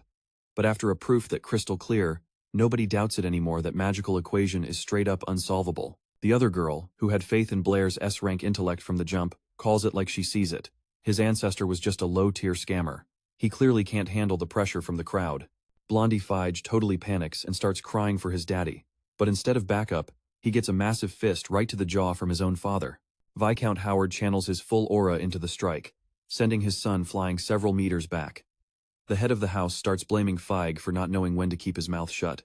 He rants that if it weren't for him, the Howard family's honor wouldn't have been dragged through the mud, and he swears on his name that the commoner who dared disgrace them is going to pay. The Viscount tries to pull a stealth escape and vanish from the scene, but a voice suddenly cuts through the crowd, telling him to hold it right there. It's Blair. He points out that according to the sacred code of the Numeromancy Guild, since he helped Feig with his little conundrum, the Viscount is now honor-bound to help him in return. The Viscount freezes, processes this for a moment, and finally agrees. He asks, what is this quest Blair needs an answer for? And our boy's question is deceptively simple. He wants to know, if the sides of a perfect square are 1, what is the exact value of its diagonal? The head of the house just stares at him, completely gobsmacked. The guy's brain just short-circuited. Brittany jumps in, asking if Blair even realizes it was the legendary Howard family who authored the Howard theorem. According to their grand theory, if the sides of a square equal 1, then the square of the diagonal's length will equal 2. That's correct. But Blair points out that's times not times what he asked. His question was about the value of the diagonal times itself asterisk, not the squared-up answer the Viscount gave. The head of the house goes pale at this little detail and starts to visibly panic. The crowd, now totally hooked, starts murmuring among themselves, suddenly desperate to know the value of this cursed diagonal. All eyes are on the Viscount, expecting him to drop some high-level knowledge. After stalling for way too long, the man breaks into a cold sweat, freaking out because he just doesn't know the answer. Our protagonist gets a mental system notification. Just as he suspected, the Viscount knew about this forbidden number the whole time. See, back in Blair's original world, scholars were respected, but they were basically background NPCs nobody really cared about. In this new world, however, the magical science isn't as high tier, but its masters are treated like S-rank celebrities. Mages who make huge discoveries become world famous and earn status that rivals even the royal family and the great nobles. So, these academic mages formed their own guilds, stacked up a ton of economic and political power, and became a massive faction you don't mess with. The Howard family are basically the guild masters of the mathematics community, so what they declare becomes absolute law. And in this numeromancy guild, you've got all kinds of members: scholars, politicians, and even holy knights from the church. They believe the entire world, all of its mana and laws, can be explained with numbers. Basically, their whole dogma is a lot like the Pythagorean school, the one founded by that legendary tier scholar from ancient Greece. The Pythagorean school had a massive cult-like following, but they had one critical flaw in their core programming that made the whole system crash. The bug was, They thought everything could be represented by whole numbers or simple fractions. They believed with those pure numbers, you could decode any secret in the universe.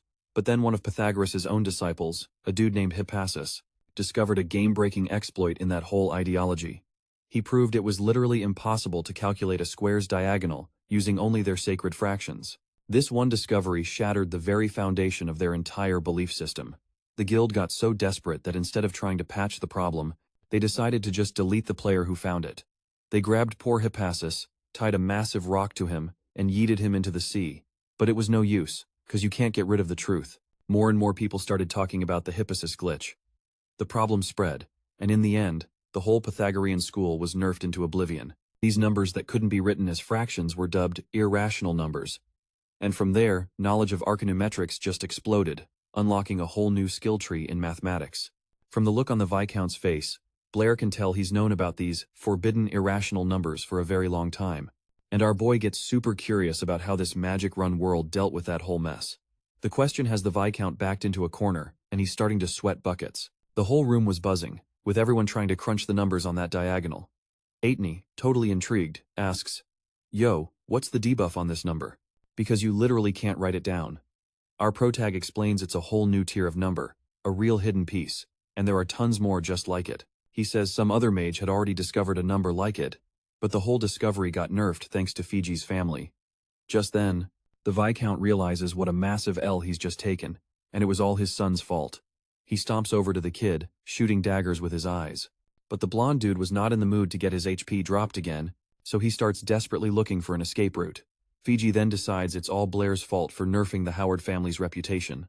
With a killer aura flaring in his eyes, he lunges at our boy, ready to throw down. The blonde charges forward, totally blinded by rage, his fists ready to catch a fade. Blair, seeing the aggro coming his way, braces for impact. But suddenly, just as Fiji's fist is about to connect, a hand flashes out and snags his wrist in a vice grip, straight up parrying the attack. The one who stopped the blonde was that girl who'd been scouting Blair. Fiji stares at the redhead, completely confused, and yells at her to let go. The girl, totally unfazed by the blonde's little rage quit, politely apologizes and says she has to stop him. Fiji tries to break free, but it's useless because for some reason this girl's strength stat is totally maxed out. Suddenly, he hears his father's voice, and the kid freezes solid with fear. The Viscount is not vibing with his son's behavior, which has trashed the family name, and a serious reprimand is loading. The blonde kid tries to explain himself, but his brain just completely blue screens. Then, the head of the house raises his voice, getting ready to address everyone present. He apologizes to the crowd for the trouble his son caused, saying it's all his fault. And as for the number Blair mentioned, he tells everyone not to sweat it, because his math guild will find a way to figure it out. He gives Blair a polite thank you and says he's got a dip, but the whole polite routine was just a front as he shoots our boy a nasty look, wishing him a good night on his own turf. Blair, savoring this little quest clear, wishes the Viscount the best right back. As he stormed off to handle his business, the Viscount thought he never imagined he'd have to face such a humiliating debuff. Our protagonist then gives a sincere thanks to the woman who tanked the hit from the blonde. She's shocked he forgot his own lover, and asks how he could be so clueless. Suddenly, Isabella lands a critical hit on the back of Blair's head, catching him completely by surprise. Annoyed, she asks why he was trying to add other girls to his party. This little playful spat makes the redhead totally crack up. She apologizes for interrupting the couple's moment. The two of them, totally shook, just stare at her as she says it was just a joke, but she's low-key jealous of their vibe. Isabella gets super flustered by the comment and says the girl totally misread the situation. The blonde then asks, "What's Alice, the red-haired girl, doing here?" Alice explains that she always hits up these events, but she didn't expect to see the mayor's daughter there. Then, Brittany jumps in and explains that Alice's family is basically S-tier in the city's math community, and she's been repping her house at these seminars for years. She introduces herself to our boy, saying her name and holding out her hand. The girl says she's a third year at the academy and is one of Isabella's classmates. Blair shakes her hand and says the pleasure's all his. Alice then leans in close, inspecting him with a curious expression. Being that close, our boy can't help it, and ends up glancing down at her chest, turning bright red. As Alice inspects the protagonist, Isabella feels her own stats drop, realizing she can't compete with the other girls' S-rank visuals. The mayor's daughter's classmate says she liked Blair's presentation and suggests he start grinding his math skills more seriously, but Blair suddenly shuts her down, saying he'll have to pass. He suggests she go see Professor Brittany, since he learned a ton from her. Alice immediately realized he wasn't going to fall for some low-level recruitment skill and was impressed by his boldness. Alex dips from the group, telling Blair he needs to have a one-on-one with him later. This makes Isabella low-key jealous. She was curious about his reaction when she asked if he wanted to tag along with Alice, but Blair just gave her a totally confused look, asking why he would ever go with that other girl. In Isabella's book, all guys are the same. They see a pretty girl and immediately start acting like total simps. Not wanting to drag out the conversation, Blair just blurts out that Alice can't even hold a candle to Isabella's beauty. This gets her all flustered, and she asks if he's being for real. Our boy, with a completely straight face, says yeah. He genuinely thinks she's more beautiful, no cap. The protagonist feels relieved he dodged that status effect, while Isabella gets all shy, replaying the compliment in her head. All of a sudden, some dude in a white suit walks up to them. It was President Calvin, and the group asks what he's doing here. The president says they're the stars of the night, and he just had to come say hi. Completely unaware of the S-class waves he just made, Blair humbly says he just helped solve the problem and mentioned that number. But Calvin explains that the problem and that number were no F-rank quest. The Howard family was super proud of that Seven Bridges enigma, except today it was proven that the problem has no solution. Because of that, the family's reputation just got seriously nerfed, and the number Blair mentioned could change the entire world of magical theory. So, the president wants to know who this guy really is. He's curious how a talent like that just appeared out of a summoning circle, and what the real endgame is for the kid who shook up everything with one simple explanation. Blair decides to play the clueless commoner. He says everyone saw Feesey asking him for help. He just had a flash of insight and said it out loud. As for the number, it was just a random thought. He even adds that the Viscount would have surely found that number eventually with the help of the Mages Society. Calvin decides not to push the issue and admits maybe he was overthinking it, but he warns Blair to watch his back with the Howard family because beefing with them is not a good idea. Meanwhile, at another location, the head of the Howard clan is in his office with his son, who's sprawled out on the floor. The kid got his stats seriously lowered for embarrassing the family, and his face is all marked up. Next to the big boss is a shadowy figure who advises that it's time to make a move. The Viscount is waiting for Blair to leave the manor to take care of him and make the whole thing look like an accident. The shadowy figure hears the order and bows in obedience. Suddenly, the Viscount hears a voice behind him saying he's going to send someone to the respawn screen again. When he turns around, he sees a white-haired man rocking the same kind of slick white suit. The patriarch turns his head with a nasty look on his face. He totally didn't like the tone of the man named Abel, and the figure dressed in black is shook because she had personally zeroed out that man's HP with her own hands. The man says it's normal for them to be surprised, since the Viscount himself ordered his deletion last time. In a state of disbelief, the father jumps up from his chair and yells, asking how he's not dead, and if that Blair kid is working for him. Wanting to end this right here and now, the old man pulls a mana pistol out of nowhere, points the artifact at Abel, and tells him to start talking now. At that moment, his blonde son finally realizes what's going down, and takes in the whole scene. Abel, dressed in a white suit, says his father is asking way too many questions and he doesn't even know where to begin the story. But after thinking for a sec, he agrees to tell him part of it. He says Blair has nothing to do with him, but that he, Abel, had a very good reason for coming back. Cool as a cucumber, even with a gun pointed right at him, he announces that he's going to completely change the Howard family. The head of the family looks at the kid totally confused and asks him how he plans on doing that. Instead of an answer, he just gets another question thrown right back. Abel wants to know what, in his father's opinion, is the foundation of their family. The Viscount, without wasting a second, answers that their foundation is their reputation, but Abel immediately shuts that down. He straight up calls out his family's legacy, saying it's all built on a lie. The old man's aura flares with anger, demanding to know what he's spouting. Then Abel drops a total system-shattering truth bomb. His pops always knew the Seven Bridges equation was unsolvable, but to protect the family's S-tier reputation and their standing in the mages' circle, he chose to bury the truth. For years, anytime some prodigy got close to cracking the code, his father would find a way to silence them. That even included his own flesh and blood. The old man wouldn't even spare his own heir. The Viscount snarls at him to shut his trap, sick of hearing truths that threatened his reality. He's ready to unalive his own son again, hiding behind the excuse that it's for the good of the clan. But Abel's not backing down. He says it's way too late for that. 'Cause a truth this big can't be sealed forever. And as of today, that dude named Blair has already broadcast the whole conspiracy to every mage in the entire capital.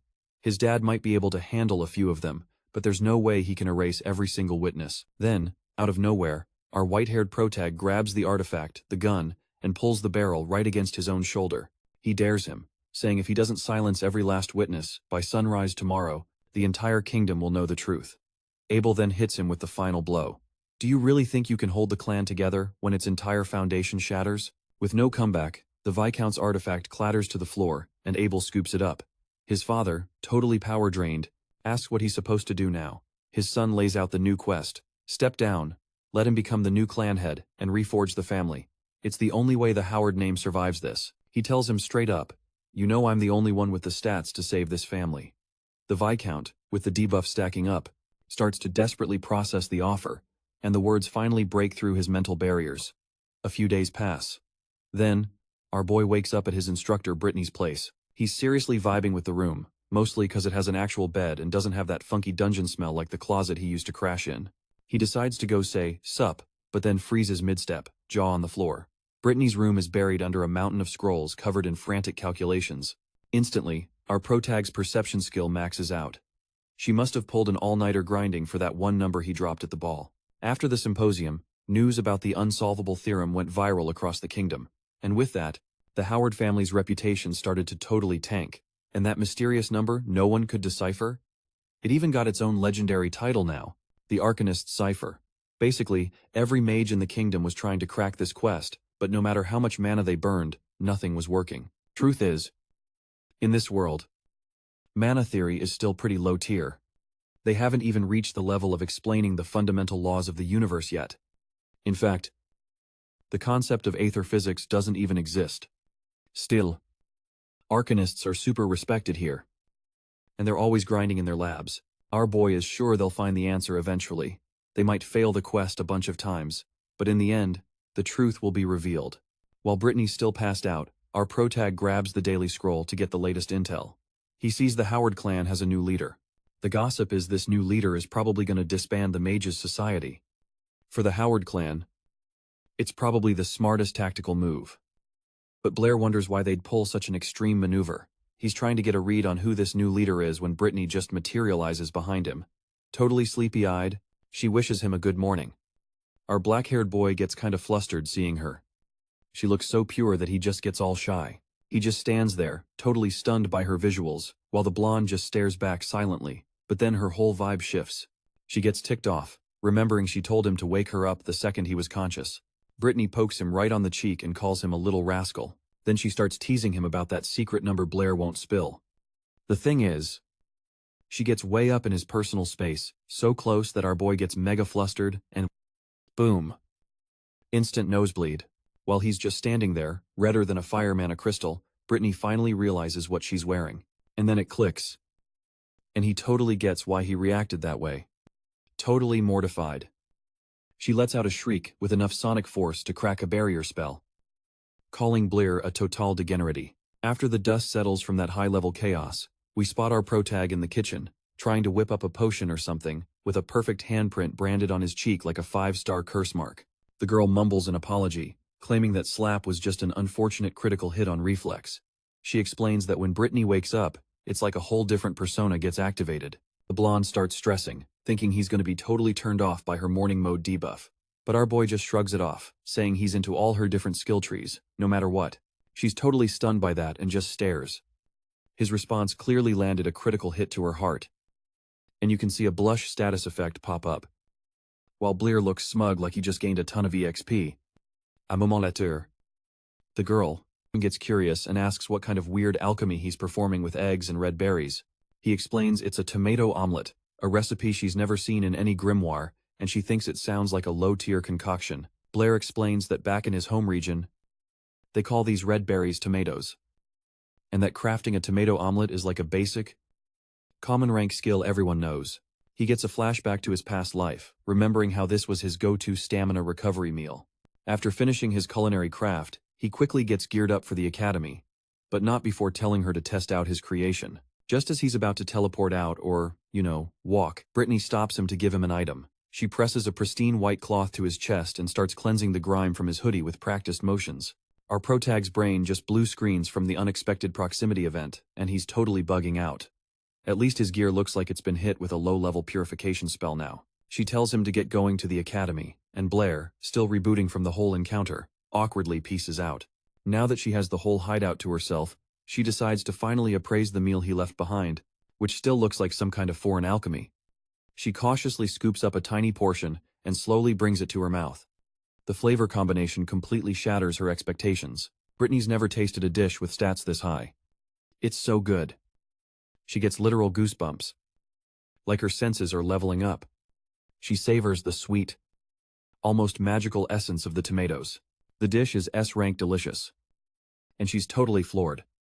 Meanwhile, our protag has made it to the academy grounds, only to realize his stamina bar is critically low, and his stomach is roaring like a dungeon boss. While he was so focused on crafting that support item for Brittany, he completely forgot to use any consumables on himself and left without refueling his own mana. Back in Blair's class, the girls are totally gossiping about the new head of the Howard clan, the one who straight up disbanded the math society. They're all buzzing about how this mysterious dude is a total smoke show, how he cracked the family's greatest arcane puzzle and then just ghosted everyone. One of the girls even pipes up, saying her uncle from the math society told her the guy was basically their age, a real prodigy. The only catch is, the dude himself requested his identity be kept under wraps, like some S-rank secret. The girl is totally mind-blown. Like, how could some random teen pull off a world-shaking feat like that? Blair's only half listening to all this chatter when he spots Isabella materializing right next to him, grilling him about the whole math deity situation. But our boy just plays dumb, claiming he's clueless. The blonde ain't buying it for a second and calls him out on it. Then, out of nowhere, another third-year senior teleports into the room and tells Isabella to back off Blair. It's Alice. And she gives Blair a super cheerful greeting. He waves back while Isabella just gives her a major side-eye. The guys in Blair's class are watching this go down, totally shook, and practically radiating waves of pure jealousy. One of the dudes is just standing there, trying to compute how this F-rank looking guy has such high-tier charisma with the ladies. Right then and there, Alice walks up to our protagonist and asks if they were talking about the legendary math proof. But instead of an answer, all she hears is a massive grumble erupting from our boy's stomach. The two girls just stare at him, confused. And Blair is absolutely dying of cringe. He stammers out an apology to them. But Alice finds the whole thing so random, she just bursts out laughing. Isabella immediately calls the guy a pig, complaining that it's not even lunchtime yet. All of a sudden, a small bread roll wrapped in a napkin is held out right in front of his face. It's a peace offering from Alice, who claims she accidentally grabbed an extra one and needs help taking it down. Blair stares at the roll, practically drooling, like he's spotted a legendary grade item. He genuinely thanks her, telling her she's a truly good person. But Isabella pinches his cheek and yells at him not to take mana potions from strangers. He tries to explain that he wanted to refuse, but the bread roll's aroma was just too OP. The blonde shoots him a look that could freeze hellfire, demanding to know why he didn't request a provision from her. Blair just reminds her she's the one who called him a pig, which is why he didn't initiate the trade. Alice explains it's only natural to support a prodigy like Blair, whose potential is off the charts. Isabella's aura practically turns toxic green with envy at the comment, and a little flustered. She also offers up her rations to our main character, telling him to just ignore whatever low-tier item Alice is offering. Alice parries back, mocking the blonde by saying she can't make his choices for him. Since they're not in a party or anything, Isabella's patience stat hits 0, and she unleashes some serious killing intent on the other girl. The blonde then forces a quest on Blair, her S-tier sandwich, or Alice's roll. He could only choose one reward. The mana clash between the two just escalates, and our boy just wanted to grind his hunger points in peace. He asks Isabella to hand over the sandwich, thanking her. The blonde even does a little victory emote, thinking he chose her offering. But then he activates his dual-wielding skill, grabbing the roll with one hand and the sandwich with the other, and shoves them both in his mouth at once. To everyone's shock, he stuffs his cheeks. Trying to swallow, he forces it all down his gullet, successfully consuming both items. With tears welling up in his eyes, he declares it was a legendary grade meal and thanks them both. The entire crowd of NPCs is just staring, jaws on the floor in total disbelief. Isabella is still boasting, claiming her sandwich was so high quality that Blair just insta-consumed it. Then, Alice spots a tiny crumb from her rolls stuck to his face and decides to retrieve the loot with her finger. She says with a look that's packing some serious charm stats that there's still a drop on his cheek and that she'll just have to claim it for herself. The girl licks the crumb right off her finger and calls Blair a messy eater. Continuing her taunt, Alice eats the piece, and Isabella looks like she just failed a critical sanity check. Suddenly, the academy chimes echo through the halls, signaling the next class is about to begin. Alice says her goodbyes to Blair, telling him to go grind his intelligence stats.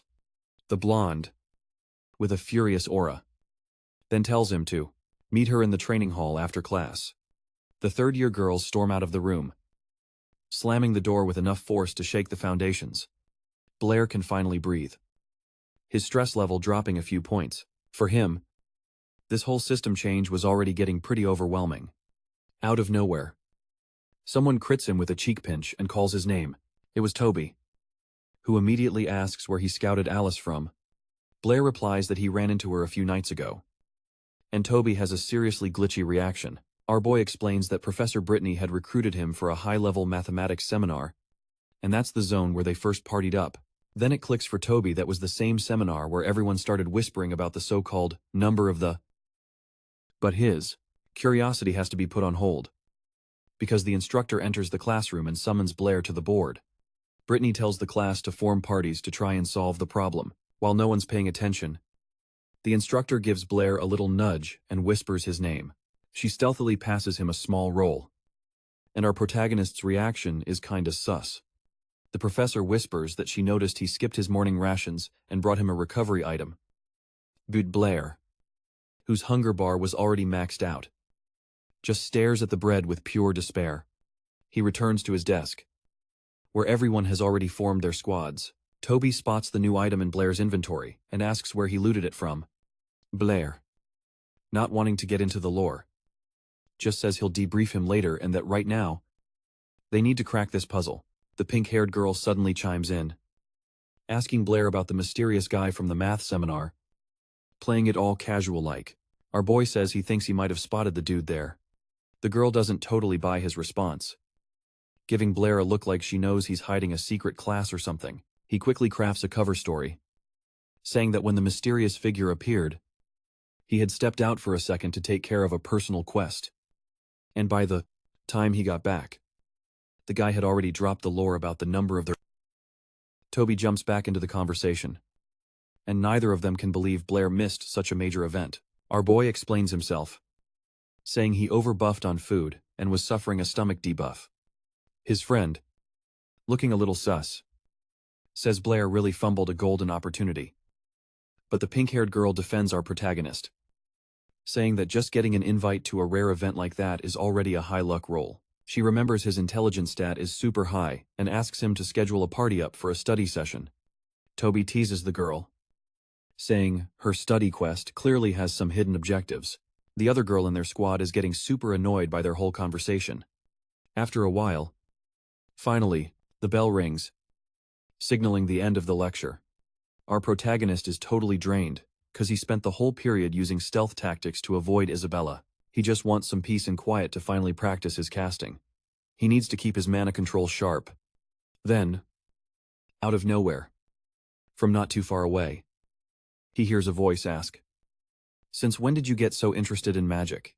He looks up and just sees a dark silhouette in front of him, unable to tell who it is. Suddenly, a cold blade is pressed against his throat, and our boy is freaking out. Blair looks at the person threatening him, totally terrified, but he can't see their face at all. The shadowy figure is, in fact, a blue-haired girl. It's the protagonist's classmate, and she's telling him not to even breathe, warning him that the mana-infused dagger is razor-sharp. He instantly recognizes her as his friend Molly, and is completely confused as to why she's pulling this stunt. She says he was the one who solved that insane rune puzzle in the seminar. According to her, the Blair she knew never had that kind of S-tier talent, and demands he tell her why he's impersonating her friend. Our guy, trying to play it cool, replies that he times Blair, deciding to keep the whole transmigration backstory to himself. For now, Molly pulls the dagger away from his neck and starts pinching and pulling his cheeks. Convinced he's wearing some kind of illusion artifact, she pulls hard, getting annoyed while trying to rip off whatever glamour charm he has on. But then she suddenly realizes it's not a mask.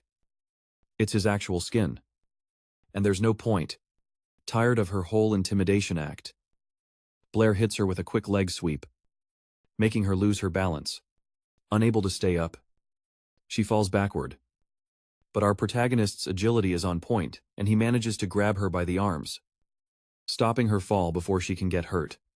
All flustered, Molly yells at him to let her go. He says he will, but only on the condition that she never puts a blade to his neck again.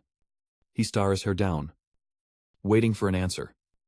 And the girl just looks back at him, totally shook. The guy tells her she's already seen for herself that he isn't wearing a mask. He's the real Blair. Molly can't take the pressure and, with her face beet red, begs him again to let her go. Then she asks him where he got these new skills from and why his whole vibe has changed so much. Our protagonist decides to tell her a half-truth. He says he is Blair. But at the same time, he isn't. Because one day he just awakened like this. He explains that he comes from a world with zero mana, but where science is incredibly overpowered. People there don't even know how to use magic. For them, it's just stuff from fantasy novels. In that world, science is so advanced it basically surpasses magic. People can do things that not even archmages here could pull off. With all that tech, they've already explored the universe and even traveled to other planets. He tells her that in this other world, he was just a math professor, which is why he has knowledge that no one here could even imagine exists. Molly is floored, asking if it's for real that you can cross the skies and if other worlds actually exist. The guy confirms. Yeah. No cap. He continues, saying there are countless other planets in space. And at the end of the day, he woke up in this world as a math genius and a high-potential mage. But unfortunately, he lost part of his memories. The girl just stands there, processing everything he said, trying to figure out what to do. Suddenly, she lets out a sigh of relief and seems to have made up her mind. Molly smiles and says she believes him because the Blair she knew was always a huge nerd for all kinds of fantastic stories. Confused, he asks what she's talking about. She replies that he always liked science more than magic, and kept saying he wanted to live in a world without powers. Probably because he always had such a low-tier affinity for it. The girl says he must have been crying that day because of his memory loss and promises she'll help him on his recovery quest. Playing along with the situation, our guy takes Molly's hand and thanks her for her concern. She gets all shy while Blair gently holds her hand, but completely ruining the mood. She yanks it away and tells him not to get the wrong idea, that he only agreed to a quest to help with her memory and nothing more.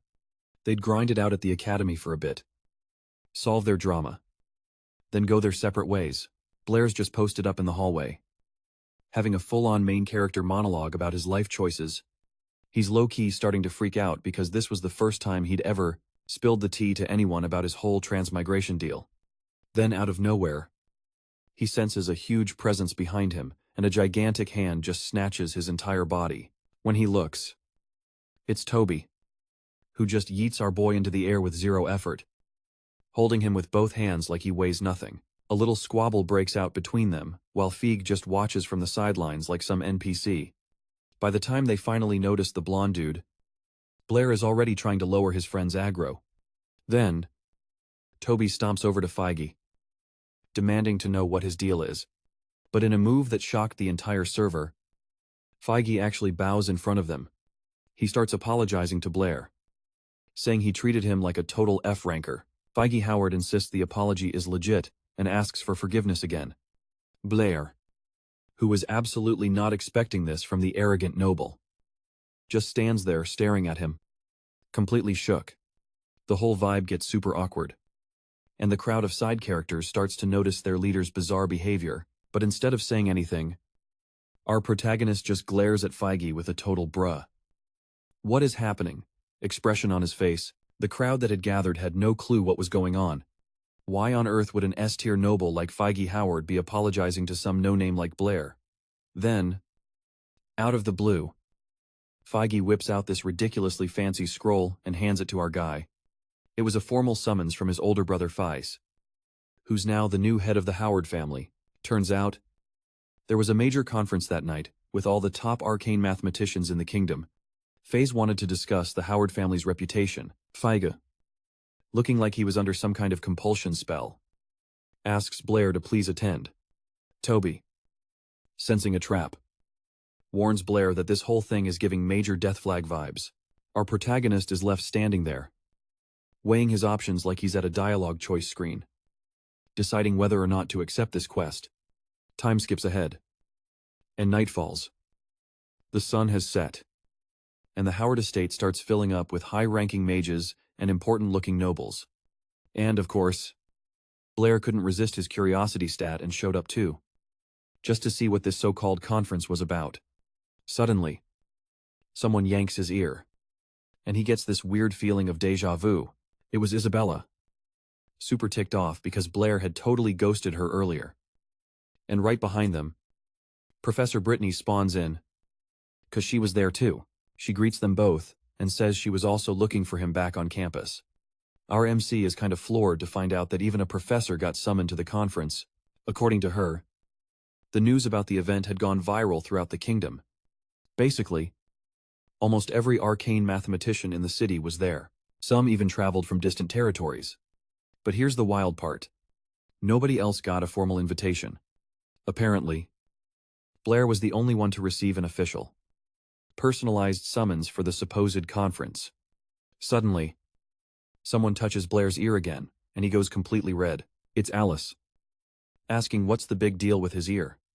Then, the whole party surrounds our protagonist and starts talking over each other. It's absolute chaos. Our boy already knows where this is going. The two girls are about to get into a verbal sparring match all night long.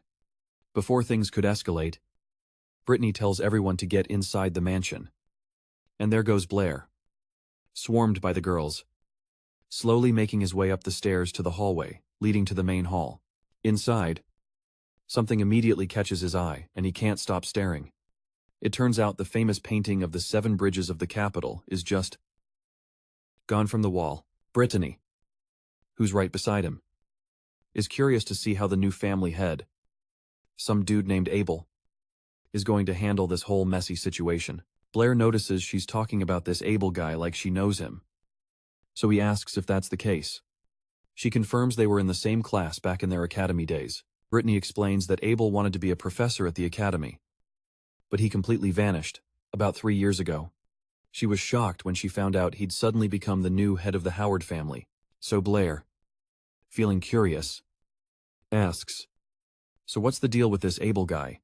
The question catches Brittany off guard, and she's a bit speechless, talking about her old classmate. After a moment, she sums it up by saying he was a total nerd who lived and breathed mana formulas. Meanwhile, as the whole clan gathers in the grand hall, Abel's holed up in his office, looking over some critical intel. Faiz, his brother, busts in, telling him everyone's assembled and just waiting on the new head of the house. But Abel, total wildcard, hits him with a completely random question about love, claiming the wait just builds the hype for the main event. Then he asks if Blair showed up to the conference. The blonde kid says the crowd is massive, so it's impossible to tell if Blair is in the mix. But he did his best. Abel senses his brother's nervous aura and tells him to chill out, saying he's not their old man, and there's no need to be scared. Finally, he tells his brother it's showtime, declaring this is the dawn of a new age for House Howard. Back in the hall, the crowd's been waiting for a minute, and the tension had even started to die down a bit. Bader's also packed in with everyone else when suddenly, the rear doors fly open, and out walks Abel with his brother. The dude with the scar struts down the red carpet, his aura practically screaming confidence.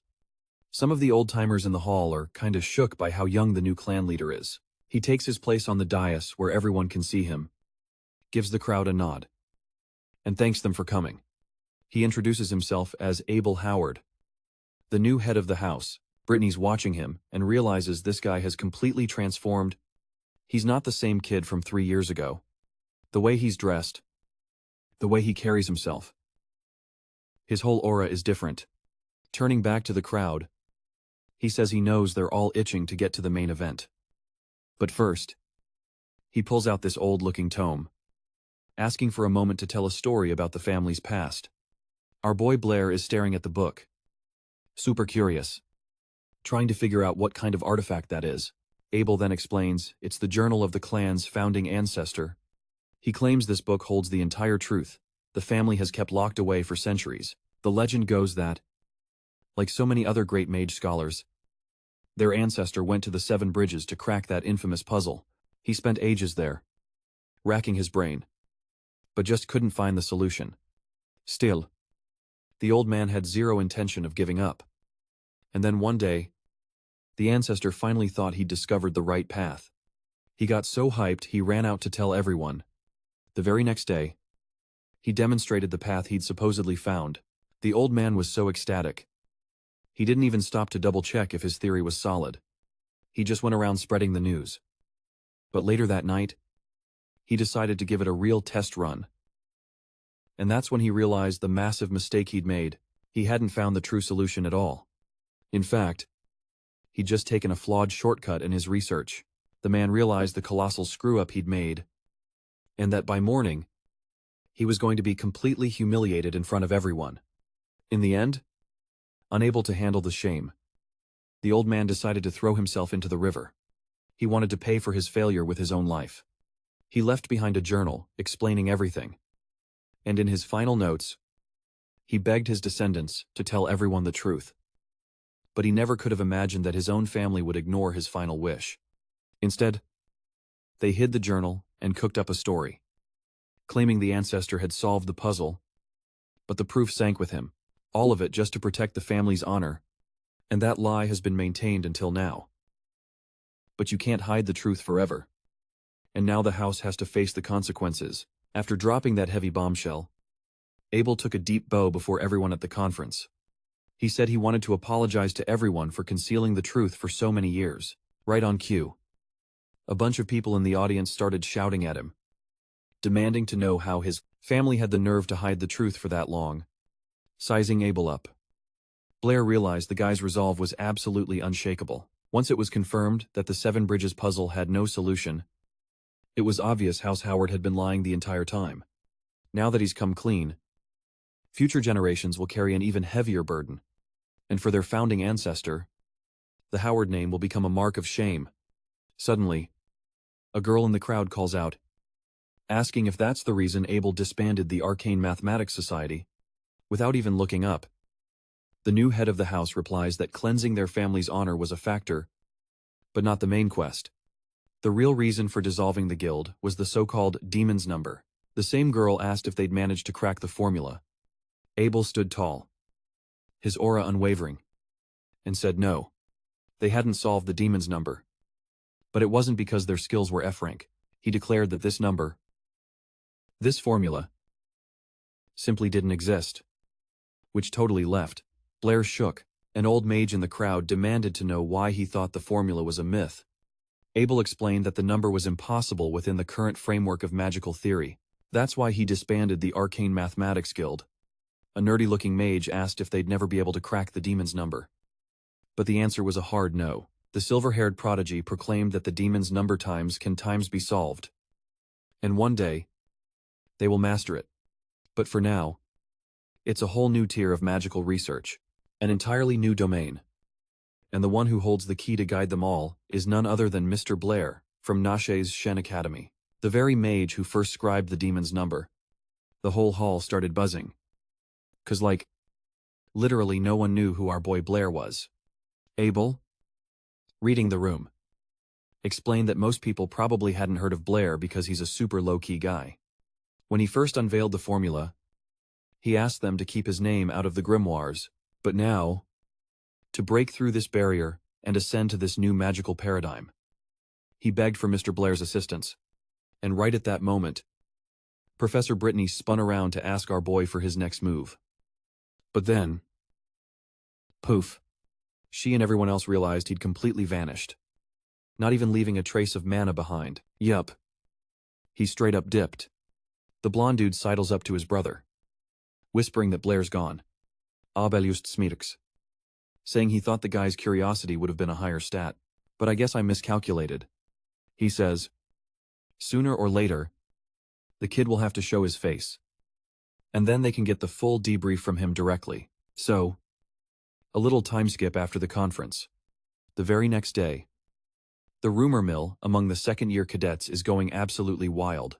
The hot goss? That the one who created the so-called demon's number was our boy, Blair.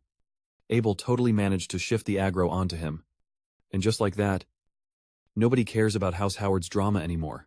Back in class, Blair is literally the only thing anyone is talking about. Out of nowhere, Toby slides over, pokes him, and is all like, Blair.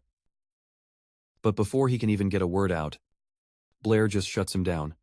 He's like, dude, I saw nothing at the conference. I bounced before the drama started. So don't even start. But Toby just ignores him and is like, bro, just look. Our MC turns around and comes face to face with the raid boss standing right in front of him. It's the history of magic professor, some dude named Hank. And he's looming over Blair's desk with a seriously debuffed expression. The professor goes, I hear you're some kind of arcane math prodigy. But you've been bombing my class. Blair tries to make an excuse, saying his knowledge of ancient history is, like, totally scrambled. But the professor isn't buying it and slams his fist on the desk with a burst of aura. He yells that even if Blair is some hotshot celebrity mage now, he's still a student here and needs to start grinding his academy quest seriously. Toby, looking like he just saw a high-level wraith, decides to jump in and says, someone's here for Blair. Hank gets totally triggered by the interruption and is about to unleash a verbal assault on the kid. But Toby just points to the side. Not even making eye contact, the professor keeps up his tough guy act, shouting that he doesn't give a damn who it is. Not even if it's the vice principal himself. And then, out of nowhere, the vice principal himself places a hand on his shoulder and says, I'm here for Blair. The professor's entire demeanor shifts in, like, 0.5 seconds. Bro is terrified. Hank basically shoves Blair out of his seat, telling him to hurry up and go with the man. Our boy immediately gets up and follows them out. Walking down the Grand Academy corridor, standing there with the vice principal is the academy president, Calvin. He extends a hand to Blair, who, looking totally drained of mana, asks what they want. The vice principal explains that the entire world is basically begging him to solve the riddle of the demon's number, and even the city's arcane guild is feeling the heat. Blair gets the picture, and you can see his whole vibe shift. He's about to say something, but President Calvin cuts him off. The president says they desperately need his help, and that the rewards would be legendary for him. But our MC, with a little smirk, just says, yeah, I'll pass. Cut to instructor Brittany's classroom. She's mid-lecture when the door gets blasted open. It's Toby. And dude didn't even bother to knock. He's totally gassed, like he just ran a marathon to get here, yelling for the instructor to hurry. He says Blair got snatched, and he's begging for her help. So, a whole mob's gathered outside the Grand Council chamber, where they dragged our boy. He was completely surrounded by the academy's top brass. You had 4 vice headmasters there just to grill him, and another 10 or so administrators guarding the door. Blair asks Headmaster Calvin how he expects to get any cooperation. The headmaster fires back that since the kid discovered the so-called null number, he can't just ghost the entire magical mathematics community. Then Blair, pulling a total power move, asks Calvin straight up if he always calls the truth a demonic art. That comeback definitely triggered some of the old-timers in the room. Calvin cuts right to the chase and drops the big question. He asks if it's true that the null number can't be expressed as an integer. Our protagonist confirms it and says it's not just that one. You also can't express a square with the number 2 or 3. He explains this value can't be represented by a whole number. And there's a ton of similar numbers out there. And the real kicker is, this can all be proven with pure magical theory. Calvin, with a totally shook expression on his face, asks the kid if they've been working with a flawed system for hundreds of years. But Blair explains this is totally normal in arithmancy, because it's a science where you're constantly leveling up by fixing your mistakes. So Calvin asks if he can help the Arithmancy Guild by teaching them the method to prove and formulate a number like that. Our protag just apologizes and says he can't help them with that. From their reactions, he can now totally see what has everyone so freaked out. They're terrified that the fundamental truth they've built their entire magic system on for centuries might be a total lie. According to our boy, fear is the most common human debuff, and there's no reason to be ashamed of it. Back in his world, entire wars were waged just to get to the bottom of the truth. He says that only by overcoming their fear can they truly advance and find the real truth. They need to face this dungeon one level at a time. And if he just gives them the cheat codes, he himself would damage the entire world of magical mathematics. He believes they can summon the courage to face their fear head-on and clear this challenge. After all, people have always valued courage as a top-tier stat. The old headmaster is completely floored by this speech. Feeling the full weight of this paradigm shift, suddenly, everyone around our boy bows low, super respectfully, thanking him for the lesson. The headmaster agrees with Blair, saying he's right and that they were way too hasty. They thank our protagonist for his guidance and promise the Arithmancy Guild will never forget his legendary contribution. Terrified of his fame stats skyrocketing even more, Blair tries to persuade the headmaster to just chill out. Suddenly, the chamber door is ripped clean off its hinges, and a figure in white comes flying in right along with it. The door whistles to the opposite side of the room with a few chairs flying behind it. Everyone, including Blair, just gawked in total awe at the person who managed that S-rank feat of strength. They all see Instructor Brittany in the hallway, glaring at the administrators with pure rage in her eyes. She unleashes her overwhelming aura into the air, getting ready to absolutely wreck anyone who wanted to harm her student. Her face was a frozen mask of incredible, she slowly asked, her voice dripping with menace. Why they had summoned times her times Blair. Our MC, completely missing the vibe, just starts waving and grinning at his instructor, calling out to her. He's all like, everything's cool. These old-timers just wanted to have a little chat, realizing she'd totally misread the situation and went full S-rank. Brittany was instantly mortified and reined in all the combat magic she was about to cast. She stammers out an apology to the guildmaster and the others, trying to cook up some lame excuse. But the old-timer wasn't even fazed. He said it was their fault for overstepping and not informing her before summoning her student for a debriefing. A short while later, with the sun high in the sky, the whole incident with Blair was finally cleared. He and his instructor were walking down the academy hallway in total silence. Both of them were totally zoned out, lost in their own thoughts. She finally breaks the awkward silence, trying to explain that she was scared those F-tier bullies were going to pull something, but our MC just tells her to chill, saying that with so many students on the academy grounds, nobody would dare try anything sketchy. Then, totally out of the blue, she hits him with, I have a question for you. Being the totally laid-back dude he is, he just tells her to shoot. She then asks why and how he managed to cause such a massive scene over that whole number fiasco. He starts to explain that, as is standard procedure in the math nerd community, he just hit them with a counter-question. But she totally wasn't buying that excuse, looking like a total blushing mess but with a dead serious face. She straight up asks if he has a crush on Isabella.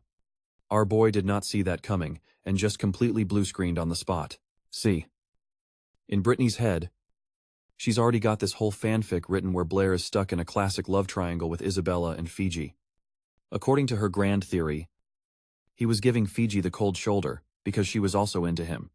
So, the professor promises she won't spill the tea to anyone about how Blair supposedly put young Howard in his place, all for Isabella's sake. He tried to set the record straight, but it was totally useless.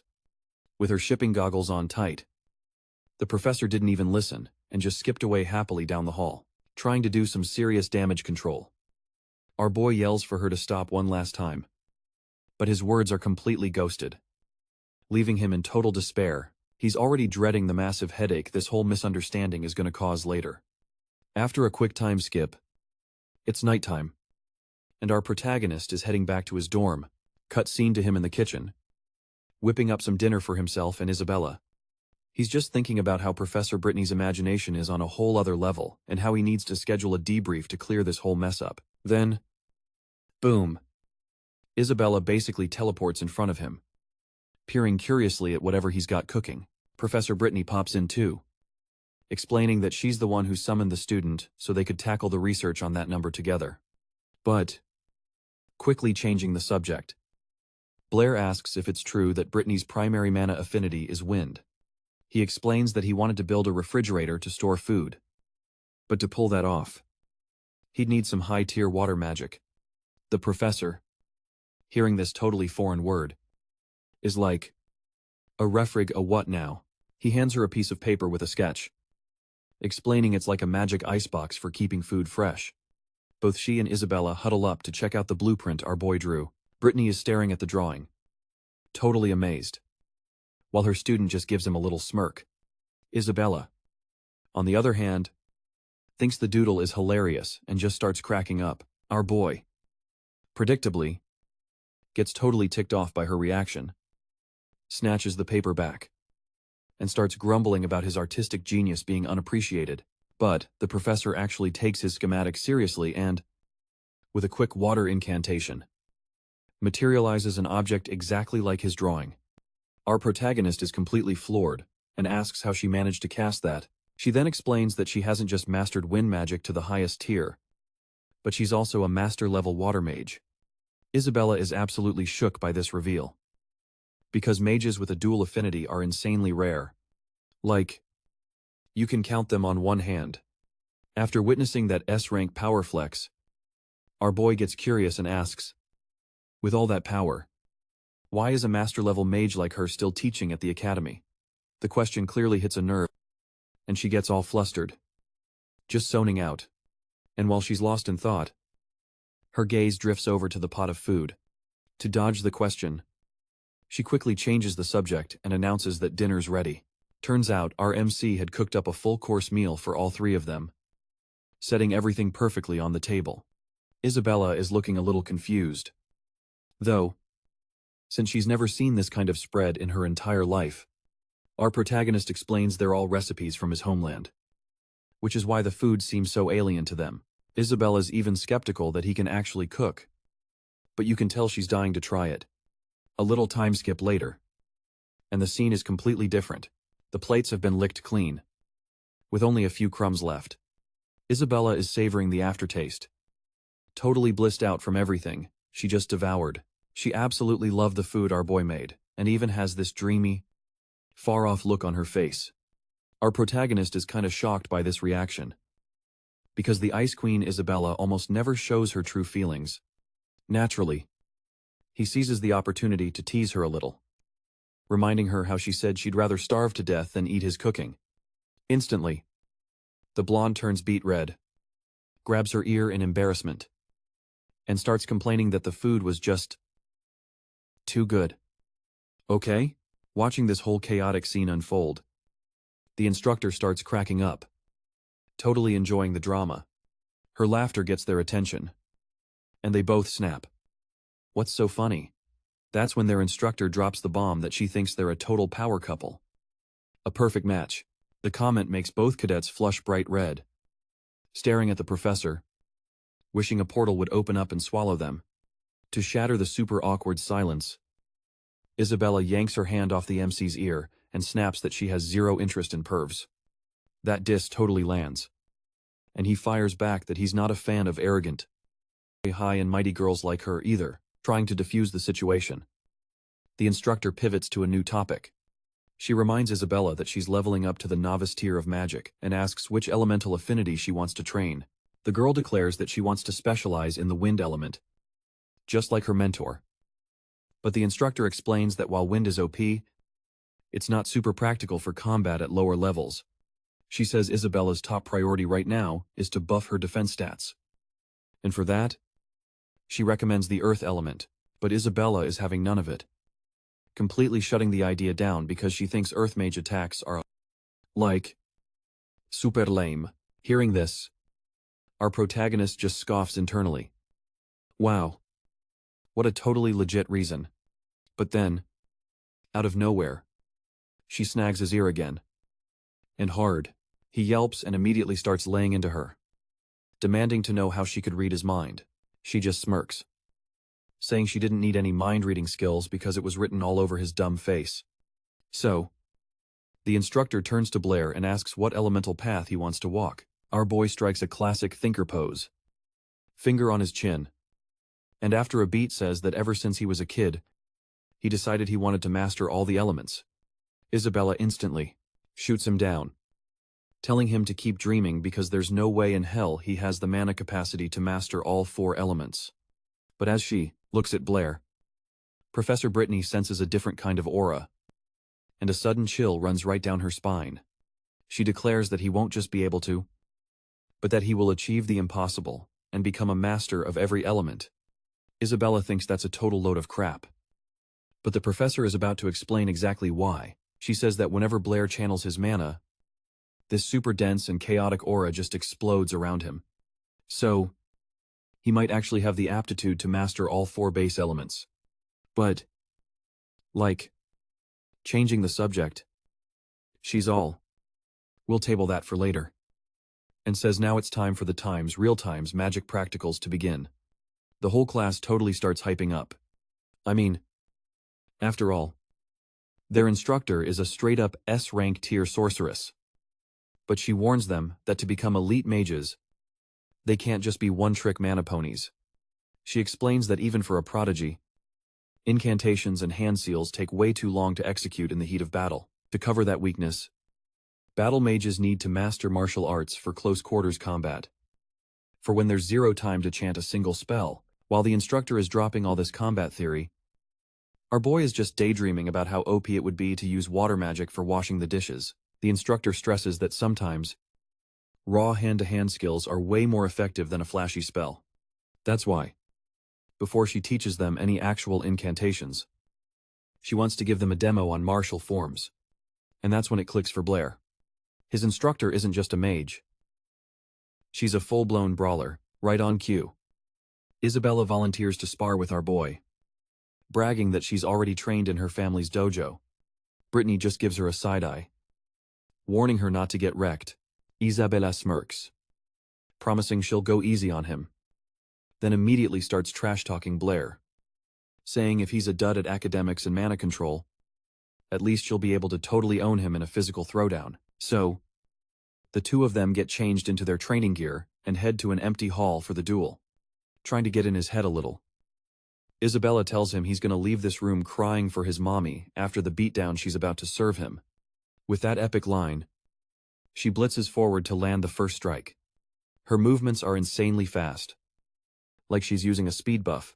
In a flash, she closes the distance and is right in our boy's face, unleashing a powerful jab straight at his dome. Their spar drags on, so long that night falls and the sky is lit up with stars. But the epic showdown between Burr and Isabella is still raging inside. Turns out, though, Burr was already in his fighting stance. He reads her move perfectly, and instead of just tanking the hit, he snatches her fist right out of the air. The blonde is totally shook, completely frozen, and not knowing how to counter. Our boy seizes the opening, yanks her forward, slams her to the ground, and immediately puts her in a submission hold, twisting her left arm behind her back. Pinned down, the girl goes full-on drama queen, faking like she's totally lost, and begging him to let her go with some serious crocodile tears. And Blair, like a total noob, falls for it. He lowers his guard for a sec, and relieved, tells her he's letting her go. He barely gets a word out before a foot comes flying straight for his face. The blonde had used the fake-out crybaby routine as a feint to break free and counter, but our boy totally read her next move. Blair pulls a quick leg sweep, sending the girl completely off balance and tumbling again. This time, she can't recover her footing and goes down hard. She's panicking, because a fall from that height at that speed is going to drop her HP to critical. But then, out of nowhere, her descent just stops. When she cracks open her eyes, Blair's got her in a classic hero catch, just inches off the ground. He just looks at her and apologizes, which leaves the girl completely stunned. Instructor Brittany is just standing there, her jaw on the floor. How in the world did this F-rank looking dude just school the mayor's daughter, a girl who's been grinding her combat skills since she was a kid? Blair explains he's never had any formal dojo training, but back in his hometown, he was super into it and practiced a unique martial art called sanda. The instructor notes she's never even heard of that fighting style. She adds that his homeland is a total mystery. Meanwhile, Isabella, still being princess carried, starts pinching our boy's cheek, basically her tsundere way of saying, "Unhand me. You peasant." Not wanting to admit she got outplayed, she blames the dojo floor, saying it was too slippery. After witnessing the whole exchange, Instructor Brittany gets all fired up and challenges Blair to a sparring match. He's a little hesitant, explaining that with sanda, it's hard to control his power output, and he's worried he might actually hurt her, but the instructor just tells him to chill and not hold back. So, Blair accepts the challenge, his whole demeanor shifting into serious battle mode as he faces her. He closes the distance in a flash and unleashes a high kick aimed right at Brittany's head. She focuses all her aura to track the attack's trajectory. She's about to pull off a last-second dodge, using all her S-tier reflexes. But the attack never actually lands. What gives? Because mid-swing, our boy got completely sidetracked by the instructor's significant asset.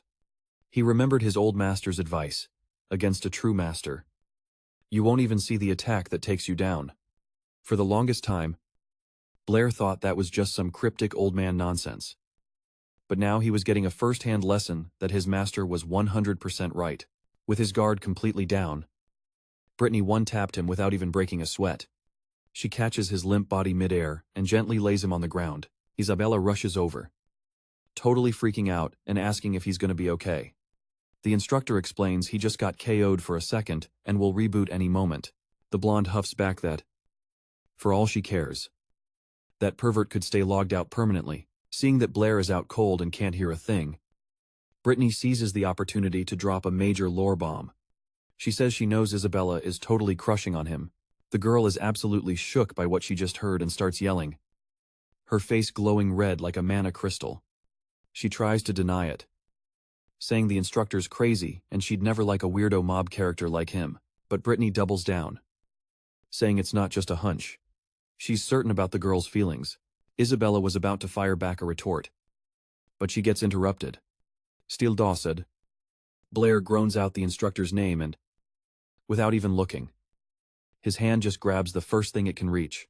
Isabella's soul just about leaves her body when she sees the still unconscious dude copping a feel of the instructor's chest. Then, his eyes start to flutter open. He's slowly coming to, trying to process what the heck is going on. The next day, our boy is back at the academy, sitting in class and nursing his bruises. Toby slides over with a wicked grin and asks, "So, what kind of private tutoring went down at Instructor Brittany's place?" Totally hinting at something. Blair has an angry flashback to the chaos that unfolded after he passed out. After the whole accidental grope of doom, Isabella went into full-on berserker mode and came after him. A totally beaten-up Blair was trying to make a run for it. Screaming that she was going to snap his arm, the instructor had to intervene, telling Isabella to stand down and explaining he didn't do it on purpose since he was literally unconscious. Thinking back on it, our protagonist is still seriously salty. That girl has zero technique, but her STR stat is absolutely busted enough to break bones. He never in a million years pegged her as a close-quarters combat type. She definitely had a high-level master and must have been grinding her cultivation like crazy. In this world, commoners don't get a shot at learning martial arts, let alone how to channel their mana. So Blair's guessing she's got to be from some prestigious noble house. Then, out of nowhere, Toby hits him up, totally hyped, saying he's already mastered the spirit summoning art. Blair showed him, our boy is floored by his friend's insane talent, mastering such a complex skill that fast is prodigy. Level stuff, Toby, practically buzzing with energy, offers to give him a live demo. He focuses, gathers his mana, and starts channeling his fire affinity. A magic circle starts to materialize right there as he shouts the incantation. Fireball, trying to cast the spell. Blair's just watching, equal parts curious and confused, wondering why the spell fizzled. Like, where's the epic fireball? But Toby just tells him to look closer. When they both focus on his hands, They spot two tiny little fireballs just floating between his palms. Blair immediately starts roasting his buddy, saying that at this rate, he'll never surpass his magic tier. Internally, though, he's thinking it's not even a fireball. It's more like two measly sparks. Suddenly, something snags his attention. He turns around and comes face to face with a hand holding a massive slice of cake right in front of him. It was Alice. She'd heard Blair's arm was out of commission and brought him a snack, figuring he'd show up to the academy without any rations again. She even jokes that Toby probably already inhaled his own lunch. Our MC says it feels kinda weird just taking her food. But at the same time, he can't stop staring at that cake. With a smile, she asks if it's any good. The second Blair takes a bite.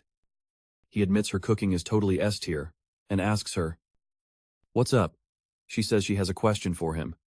Blair promises to give a straight answer, like picking the right dialogue option, and tells her to just spit it out. So, Alice just drops a bomb.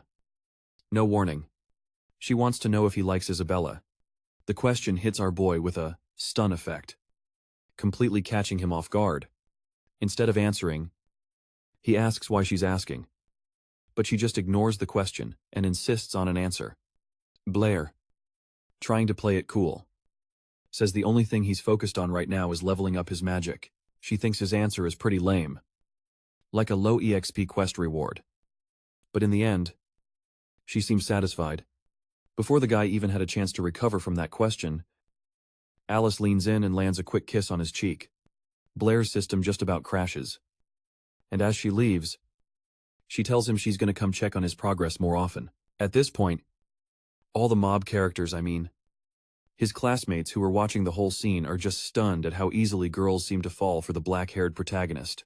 The academy bell finally rings, and Blair decides to hit the library, still trying to process that whole interaction with Alice, like it's a hidden objective in his quest log, but he decides to table it for now, remembering he's already devoured all the magic grimoires on this floor. After finishing the last one, he stretches out in his chair and yawns, totally drained of mana. So, the game plan was to head to the second floor, which is where they keep the more advanced tier spellbooks. He walks up to the main counter and spots a girl with purple hair completely zoned into a pink-covered book. Guessing she's a fan of those cheesy romance novels. Who? Our boy approaches, says hey, and asks how to get upstairs. The girl gives his student ID a bored glance, sees he's just a regular academy student, probably F rank, then she shuts him down immediately, saying you need to be at least a novice tier mage to access the second floor. He explains that his mana pool isn't big enough yet, and asks if there's any other way. The girl flat out says no, and even scoffs at him, asking how a low-level scrub could possibly comprehend advanced grimoires. Anyway, our MC is pretty ticked off by her arrogant noble-like attitude, and is about to clap back. But then Molly suddenly shows up at the desk. She recognizes our boy, and asks if he needs a hand.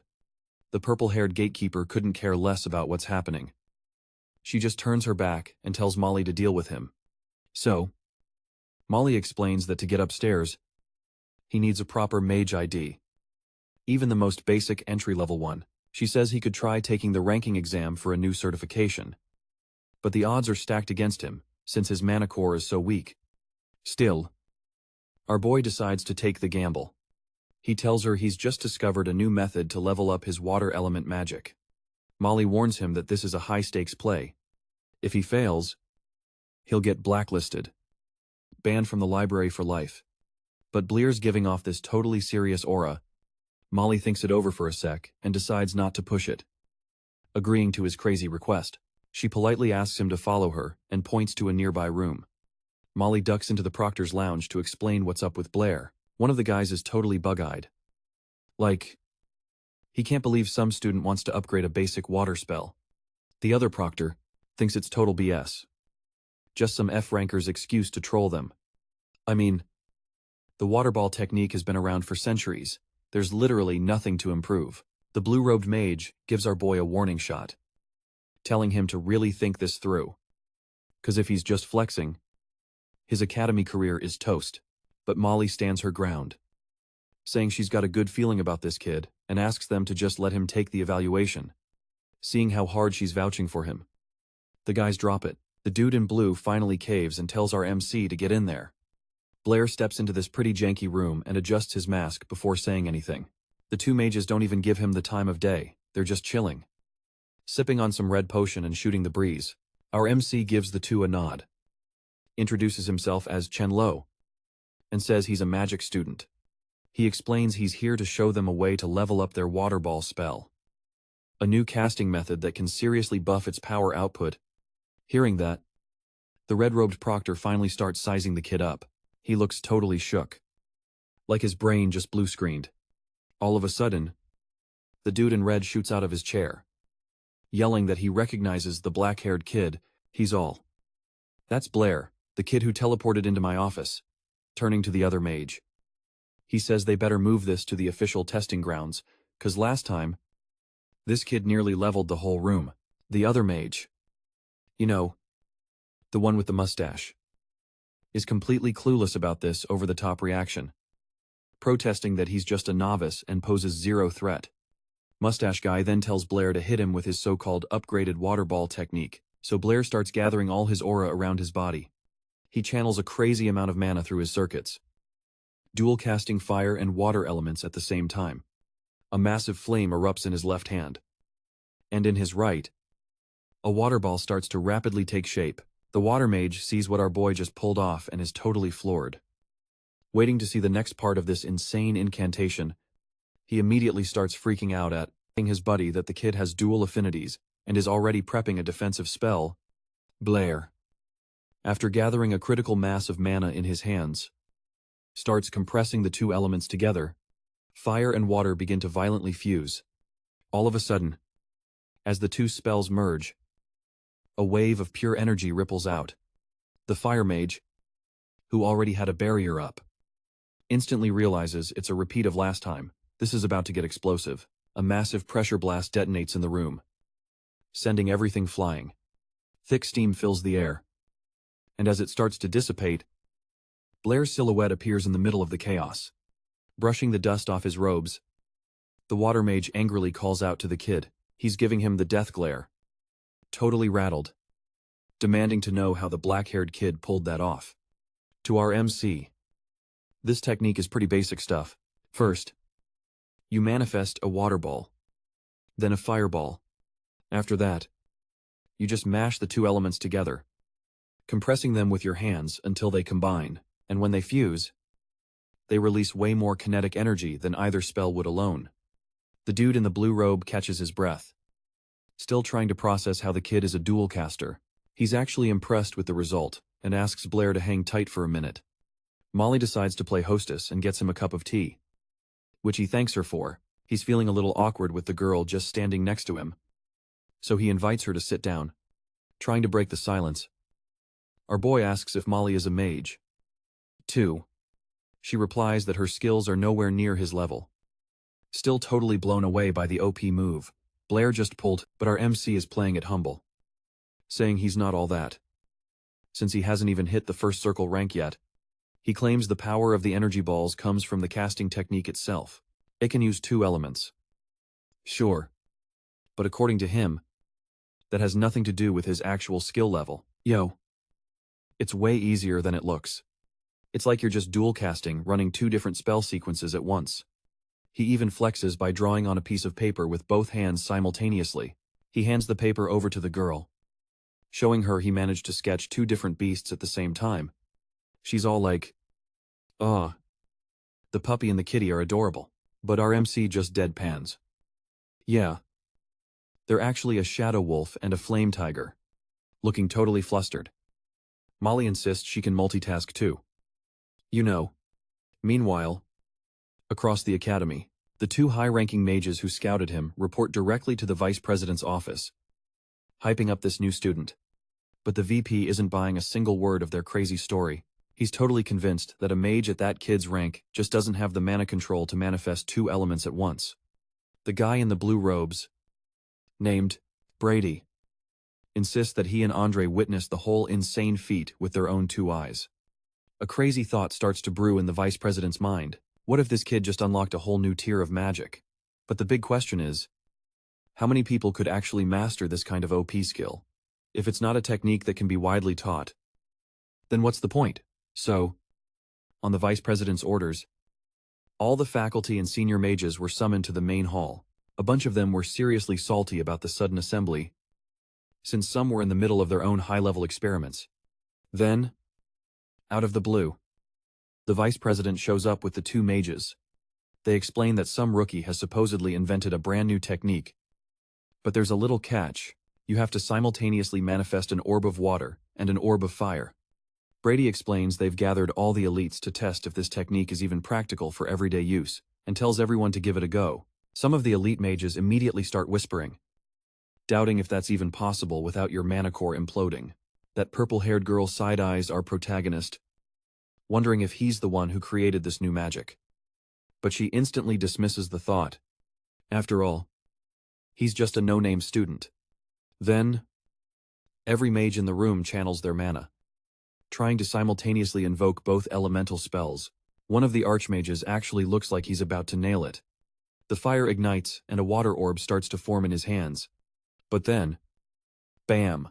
The water element goes totally berserk, and the entire spell matrix collapses. No matter how hard the guy tries, he just can't get the fire and water spells to manifest at the same time. The whole crowd starts complaining that it's impossible, that no one in history has ever managed it. Brady has to report to the vice president that not a single mage in the room could pull off the trick. So the VP orders them to take him to our protagonist to get an explanation on how the spell works. As they walk over to the student lounge where Blair is chilling, Brady tries to ask the vice president something, but gets cut off mid-sentence. The old man sighs, saying he believes only Chen Luo can actually use this magic.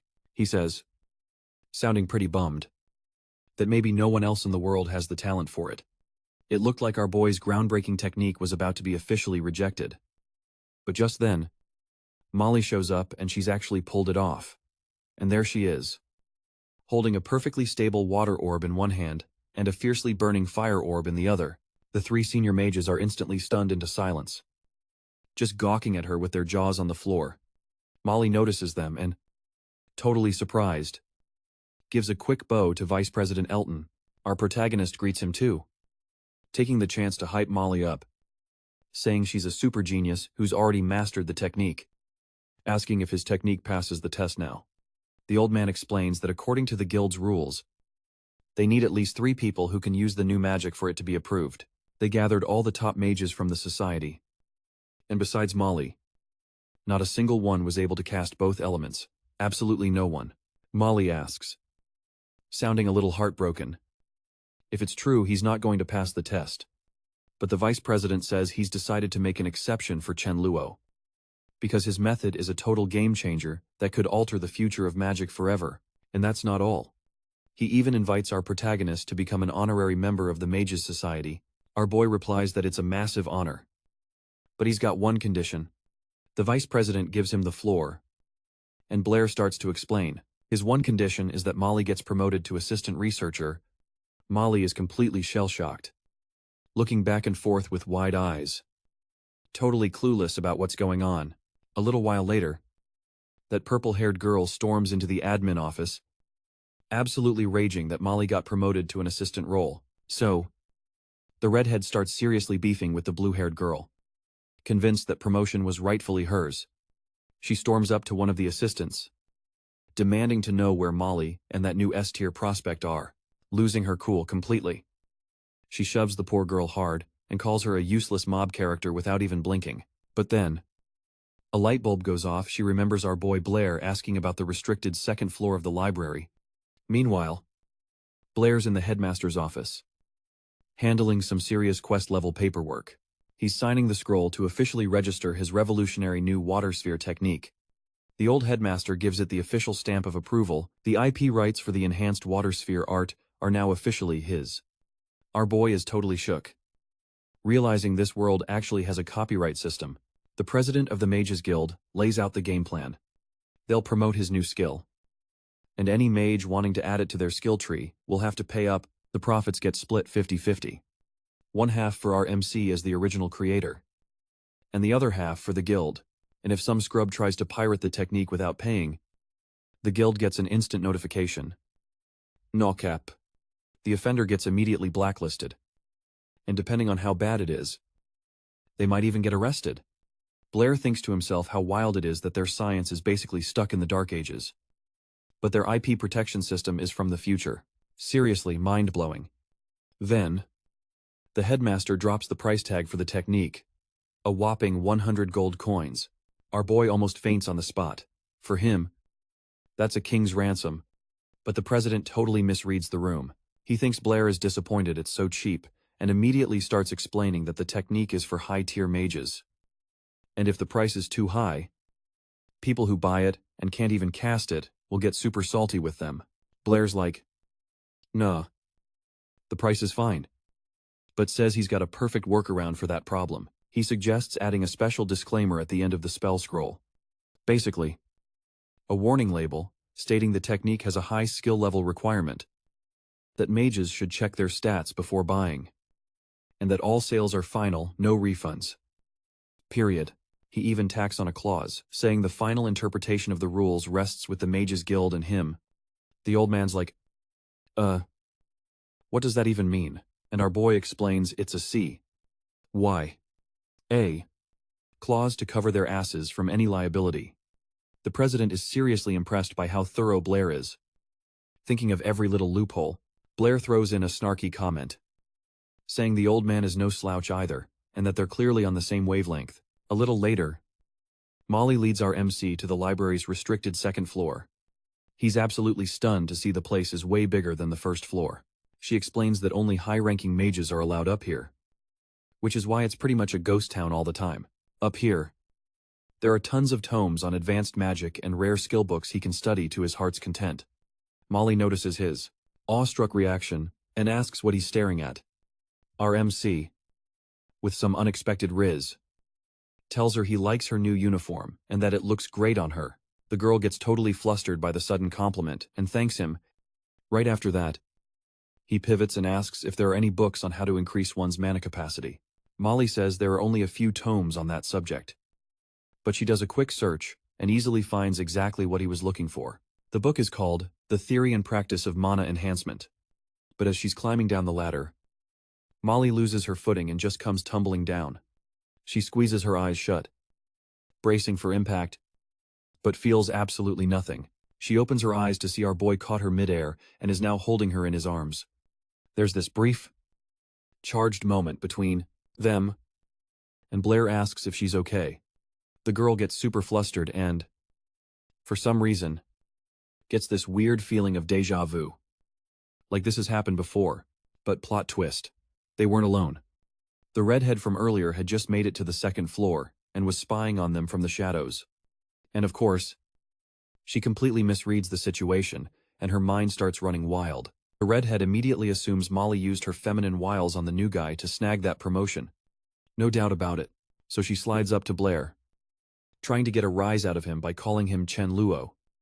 But he just gives her the F-rank treatment, clearly not having it. She congratulates him on passing the promotion exam, her voice all syrupy sweet, saying she knew he was a hidden gem all along. Then the girl strikes a full-on seduction jutsu pose and offers her support, promising to do anything for him. But Blair, with his S-tier emotional resistance, just deadpans for her to get out of the Academy's archive. Yeah. To just bounce. Her whole scheme totally fizzles out. She's absolutely floored that a low-level charm spell like that had zero effect on him. Blair feels a twinge of guilt for being so cold. So he tosses out an apology, but then immediately follows it up with a critical hit, telling her to scram because he's about to crack open some ancient grimoires with tier 5 incantations that are way above her pay grade. Oof. Shovage, the redhead switches tactics, apologizing for her earlier aggro and warns him not to listen to Molly's gossip, claiming that girls always casting debuffs on people's reputations. Our MC's perception stat is high, though he realizes Molly hasn't said jack squat about her. So by bringing it up, this chick just revealed she's the true snake in the grass. No cap, to shut her down for good. He threatens to summon the student council president, Elton, if she doesn't teleport out of his sight. The girl gets the message loud and clear and makes a tactical retreat, Finally, with the annoying mob character gone, Blair can get back to his grind, diving into the forbidden texts without any more distractions. Any mage worth their salt knows your mana capacity is all tied to your innate talent. The higher your aptitude, the faster you climb the ranks. For sure. As it stands, mages know two basic ways to expand their core, either through meditation or by grinding spells non-stop. But the author of the book, Blair's reading, just discovered a totally new, game-breaking method. When a mage masters a new skill, it completely bottoms out their mana reserves. But here's the kicker.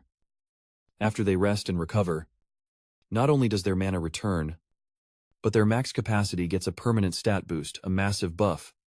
So the logic is a total no-brainer. Blair needs to hit 0 on his mana bar. Let it regen, and then repeat the cycle, basically power leveling his own core. By doing this, he can get way more OP, shattering the limits of his innate talent. No doubt about it. Our boy is totally hyped and decides to test this cheat code method out today.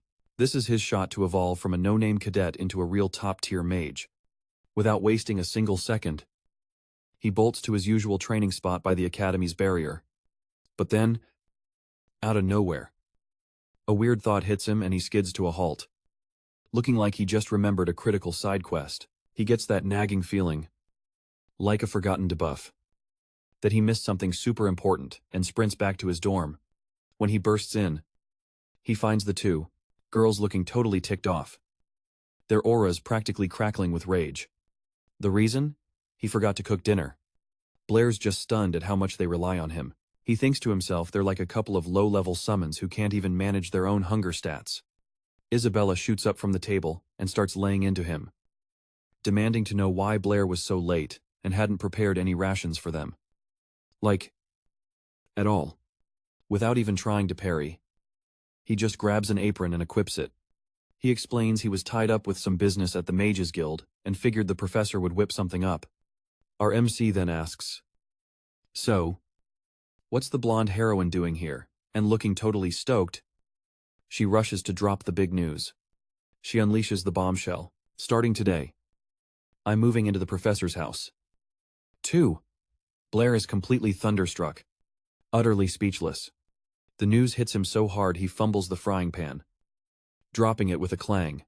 His horrified reaction totally ticks off the girl, who can't fathom why he isn't overjoyed to have a top-tier beauty like her as a roommate. Like, for real. So Brittany, the professor, steps in and explains that Isabella is moving in to make their joint study sessions on magical theory and arcane mathematics more efficient. Our MC isn't buying that flimsy excuse for a second. He turns back to the stove, muttering under his breath like he's just spotted a massive death flag. Isabella, the blonde, catches him muttering to himself and immediately starts throwing out threats. Blair just decides to tune out the static for a moment. He thinks that no matter what, he's got to finish his mana core experiment tonight. No excuses. Finally, dinner's ready, and the party sits down to eat.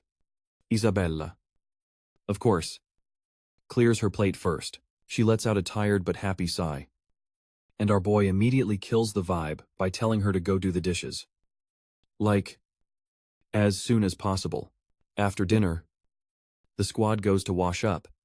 Then, Blair just waltzes into the bathroom out of nowhere to tell Isabella she forgot to tie her hair up again. The problem is, he barged in right as the two of them were changing and ended up getting a full, system-crashing eyeful. Our boy goes nuclear red from the sheer embarrassment, and the only response he gets is a slipper yeeted straight at his face. A little time passes. Night falls, and everyone gets ready to hit the sack. Blair's posted up at his desk, reading a grimoire and thinking how he has to manage these girls like they're low-level rookies, but he suddenly gets tired of just sitting there. So he shoots out of his chair and slams his fist on the desk. He was planning on grinding a new skill instead of just dealing with domestic side quests. And the time to level up was now. Right this second. Looking at the book, he decides to learn the Firebird technique, which is laid out right there in insane detail. Out of the blue, there's a knock at the door, and our already annoyed MC asks, "Who is it?" It was Isabella, who decided to swing by his room before bed to ask him something. Our boy has to pass a quick patience check and tells her to come on in. That it's no problem. She says she was worried about launching her slipper at his face in the heat of the moment and wanted to check his HP. But Blair's insight skill is high enough to see this is just a flimsy excuse, and she wants to talk about something else. So he just cuts to the chase and asks her what she really wants. The flustered girl says she couldn't sleep and asks him what his future class path is. The MC looks totally baffled. Like the question just inflicted a confusion debuff on him. She explains that she only has 1 year left at the academy, and he has 2. And she's curious about his plans after graduation. For real. He replies that he hasn't even thought about it, and that he'll probably just take the NPC route and stay at the academy as a teaching assistant, unable to control her emotions. The girl rushes over and grabs his arm with both hands. Super tight. The blonde, in a voice that's practically begging, asks if he doesn't want to go to the capital after graduating from the Magic Academy. Her eyes are sparkling as she says her dad could totally pull some strings to get our boy in. And then they could party up and study together. Seriously. The girl is just thinking about how he'd cook for her every day, and how her affinity meter just maxes out whenever she's around him. She's just so comfortable. Our MC gets all nervous with her this close and blurts out that more studying would be a complete waste of time. Right now, all he wants is to stay at the academy and grind his magic skills. Isabella gets worried and asks if he can really level up his magic properly just by staying here. The guy explains that they've got Professor Brittany right here, and her S-rank talent and knowledge are more than enough to guide his training. The girl gets all flustered hearing the professor's name because she immediately flags her as a love rival. That's when her whole tone shifts, accusing our MC of only wanting to stay here to be close to Brittany, and not her at all. She doesn't even wait for an answer, and starts getting all up in our boy's personal space. And at that exact moment, the professor walks in to see what all the commotion is about. Brittany enters. Her eyes go wide, and she sees the two of them in a super compromising position. Looks like the drama from last night is rolling straight into the next morning. Realizing the awkwardness, they all just sat down for a quiet breakfast. Our boy recalls the night before when he tried to completely drain his mana reserves learning a new spell. In the morning, he could feel his power core had grown, which means the training method actually works. Suddenly, his thoughts are interrupted by the professor. She starts saying it's way too early for them to be doing. Asterisk that thing. Time she walked in on in his room. No doubt about it. But our protagonist quickly tries to clear the air, saying they were just discussing their future paths after graduation, and that she totally misunderstood the situation. Brittany doesn't argue and apologizes for jumping to conclusions. But right at that moment, Isabella slams her mug down on the table, absolutely fuming. Isabella is so over this whole conversation, and everyone can see she's throwing a total death glare, totally changing the subject.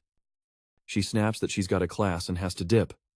The professor, not looking to start a duel or anything, just gives a nod. Then, as Isabella gets up, she strolls past our boy and, with full intent, lands an elbow strike right to his face. Brittany is completely baffled and asks if Blair started some beef with her yesterday. But he's just like, nah, it wasn't like that. After that, the professor pivots and asks if he's got any free time this morning. She hands him a little delivery quest. Take an article to the Mathematical Society. Blair accepts. And on the way, he's just thinking what a total S-rank math genius Brittany is. 'Cause he just gave her a small buff and she basically soloed the entire research dungeon all by herself. He finally reaches this dilapidated brick building and starts wondering if this is even the right coordinates, since it looks like a totally abandoned starter zone with no NPCs in sight. Inside, the vibe isn't much of an upgrade. The place is a total disaster zone, with people swarming everywhere and scrolls scattered on the floor like loot drops after a failed raid. Some dude with a mustache at the counter tells him if he brought a manuscript, he needs to drop it on the shelf. And if he's there to collect a bounty, he needs to see the guildmaster. Blair says he's just there to turn in a manuscript, and the guy looking at him has this super weird, almost glitchy reaction. The dude recognizes our MC and just freezes for a sec, buffering while trying to recall Blair's name. He finally connects and just bellows his name for the whole guild hall to hear. Totally hyped. Our protag is shocked that his fame stat has apparently leveled up, and a nearby secretary chimes in that she definitely saw him at the seminar. Then, out of nowhere, a whole mob starts asking for his autograph and spamming him with questions. Not expecting this random encounter, our boy tries to make a quick escape, saying he just came to drop off a scroll for his professor. Nothing more. As he's leaving, the secretary tells him he can come back for his reward money any time. Hearing the magic word reward, Blair whips around instantly, his eyes sparkling, and asks with major curiosity what kind of loot she's talking about. The mustache guy even apologizes, because he thought Blair was just another adventurer there for the gold. For the bounty. Trying to keep his cool, Blair asks again what kind of bounty they had for him. The mustache guy is floored that Blair has literally no clue. Like, zero. He explains that the Mathematical Society posts cash bounties for anyone who can solve ridiculously high-tier, complex math problems. And, the higher the difficulty rating, the bigger the payout. He shows him the mysteries on a wall that looks exactly like a quest board, saying they're like legit wanted posters. The guy says these quests have been up on the board since before he even joined the society, and that he doesn't expect to live long enough to see anyone actually clear them. Blair decides to put on a show and asks the crowd to give him some space so he can channel a solution. Then he strikes a classic protag pose, leaning against the wall and pretending to gather mana with intense concentration. A totally amazed dude from the society asks the rep from Andre what in the world is going on with Blair. The other guy explains they can't break his concentration, because for a genius like him, inspiration can proc at any second. Suddenly, while the guy is standing there, anxiously waiting for a miracle, his buddy next to him tells him to look up at the board. He says it looks like Blair has already vanished, like he used a stealth skill. The man starts to panic, looking all around, totally confused and wondering where the chosen one he'd put all his faith in just poofed off to. Meanwhile, our black-haired hero had already bounced, happily thinking he could farm about 500 gold coins just by solving those quests, which were so easy they were basically tutorial level. He was flat broke and couldn't even afford to buy new skill books because of it, and he had no idea there was this much gold just sitting there. A hidden treasure trove waiting in the Mathematical Society's guild hall. The truth is, he couldn't care less about advancing this world's mathematics. To be honest, my dude is just here to grind for cash. Our MC is straight up vibing, dancing through the streets and even spooking some kids with his overwhelming aura of joy. He figures the ultimate strat is to solve everything on the down low, then just pop in to claim the quest reward. A day goes by and it's dead silent at the math guild. The brown-haired dude even asks Andre why this Blair guy is so hyped as a genius if he just dipped the day before without a word. Andre's thinking, maybe even an S-rank prodigy like Blair couldn't crack those legendary grade problems, since they'd been sitting there unsolved for ages. Then, out of nowhere, the door gets blasted open, and a massive stack of scrolls is slammed onto their table with some serious force. It was our boy, deciding to turn in the whole quest line at once. He says he's on a time crunch and demands the reward money now. No delays. The guy, with a look of total system failure on his face, asks which one of the problems was actually solved in that mountain of paperwork, and our protagonist just smirks, saying the solutions to all of them are right there, ready to be logged. In that instant, the mustache dude goes into full-on shock, staring at the dark-haired kid with absolute disbelief. Our protagonist, disguised as Chen Luo, confirms he's cleared all 23 legendary problems from the Yabo City Math Guild. Vice President Andre and his crew spent the entire day meticulously verifying the kid's work. Suddenly someone yells out, totally hyped, that the mustache guy had finished verifying the data, and every single solution was 100% flawless. The mages at the Math Guild are absolutely gobsmacked, jaws on the floor, realizing a legit miracle had just gone down, and this young prodigy had solo cleared all their unsolved quests. Meanwhile, our dark-haired MC was so over the praise, he just crashed on a pile of grimoires, taking a nap because he was bored out of his mind. The people around him were starting to lose it, some even suggesting they name him the literal god of arithmancy. Finally, Andre approaches him, with actual tears in his eyes, and gently tries to wake Blair from his power nap. He wakes up and asks if they're done checking his solutions yet. After they confirm, everyone around him bows down with mad respect. And Andre asks the young man his name. In response, he introduces himself as Chen Luo. They finally decide to pay out the reward. But the young man politely turns down a small cut of the gold, just to flex that their new alliance was only in its beta phase. Blair, still rocking the Chen Luo disguise, wastes no time and makes a beeline for the Mages Association to blow his new cash. He slaps the gold on the counter in front of Molly and says he's here to buy some new spells. Far away, a knight is full sending it on his steed through a raging mana storm. He's pushing the animal like he's desperately trying to outrun a world boss. Afraid he won't make it in time, up ahead, he can already see the epic fortress of the Yabo City Lord, standing majestically between several mountains. The knight finally reaches the gate, but the guards block his path. The messenger announces he's carrying a high-priority directive from the capital and has to deliver it personally to the city's leader. Arriving at the Lord's office, the knight hands the scroll to a distinguished-looking dude with gray hair. This man is Azam Tom Clavios, the Lord of Yabo City. As he reads the scroll, his face twists in confusion, and he asks if the intel written on this thing is for real. The messenger confirms that some guy named Bird is already inside Yavo City's domain. The capital has confirmed it, but nobody knows his exact coordinates. The Lord's wife hears the name Bird and says he's a traitor and a high-ranking sorcerer who totally ghosted everyone 3 long years ago. Clavius doesn't get why this dude has returned to the city and says, worried, that if he unleashes his full power, it's game over for Yavo City.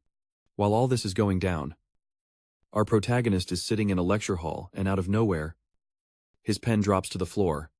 He let it go from sheer exhaustion. Having completely drained his mana reserves the day before grinding out the new spells he bought, the 500 gold coins weren't nearly enough. And he's already scheming up another side quest for more cash. Toby, just to get under his skin, comments that Blair's always looking totally drained, ever since he started rooming with Brittany. Meanwhile, most of the girls in class are totally huddled around one of them who drew a picture of the so-called god of math. On the paper, you can see Blair, disguised as Chen Luo, striking a seriously manly and heroic pose. Annoyed by the whole scene, Toby calls the girls a bunch of dorks and starts grumbling. Seeing this, our protagonist asks what god they're even talking about. Toby explains that recently, some prodigy named Chen Luo showed up and soloed 23 of the Math Society's toughest problems. He's literally the only thing anyone in the entire Hanan Kingdom is talking about. Blair is secretly digging all this popularity. But at the same time, he's annoyed that his alternate name has basically leveled up to a deity. Toby remarks that a guy with that high of a math stat must be some old geezer, not some young blood. He then changes the subject and asks Blair who he's going to party up with for the after-class mana training. Our MC is caught off guard and asks why Toby isn't teaming up with him. His friend explains that he's sitting this one out because his power level is still too low for the quest. He also warns him that the 2nd and 3rd year seniors will be there too. And Blair has a pretty sus reaction to this information. Night finally falls, and it's time for the training exercise to begin. The instructors explain that the objective is to develop the students' magical skills by giving them a chance to put everything they've learned into practice. But they make it crystal clear that while grinding is important, safety is the top priority. That's why most of the high-level threats in the mountains have already been cleared out. But the students still need to be super careful and not wander too far from the designated quest area.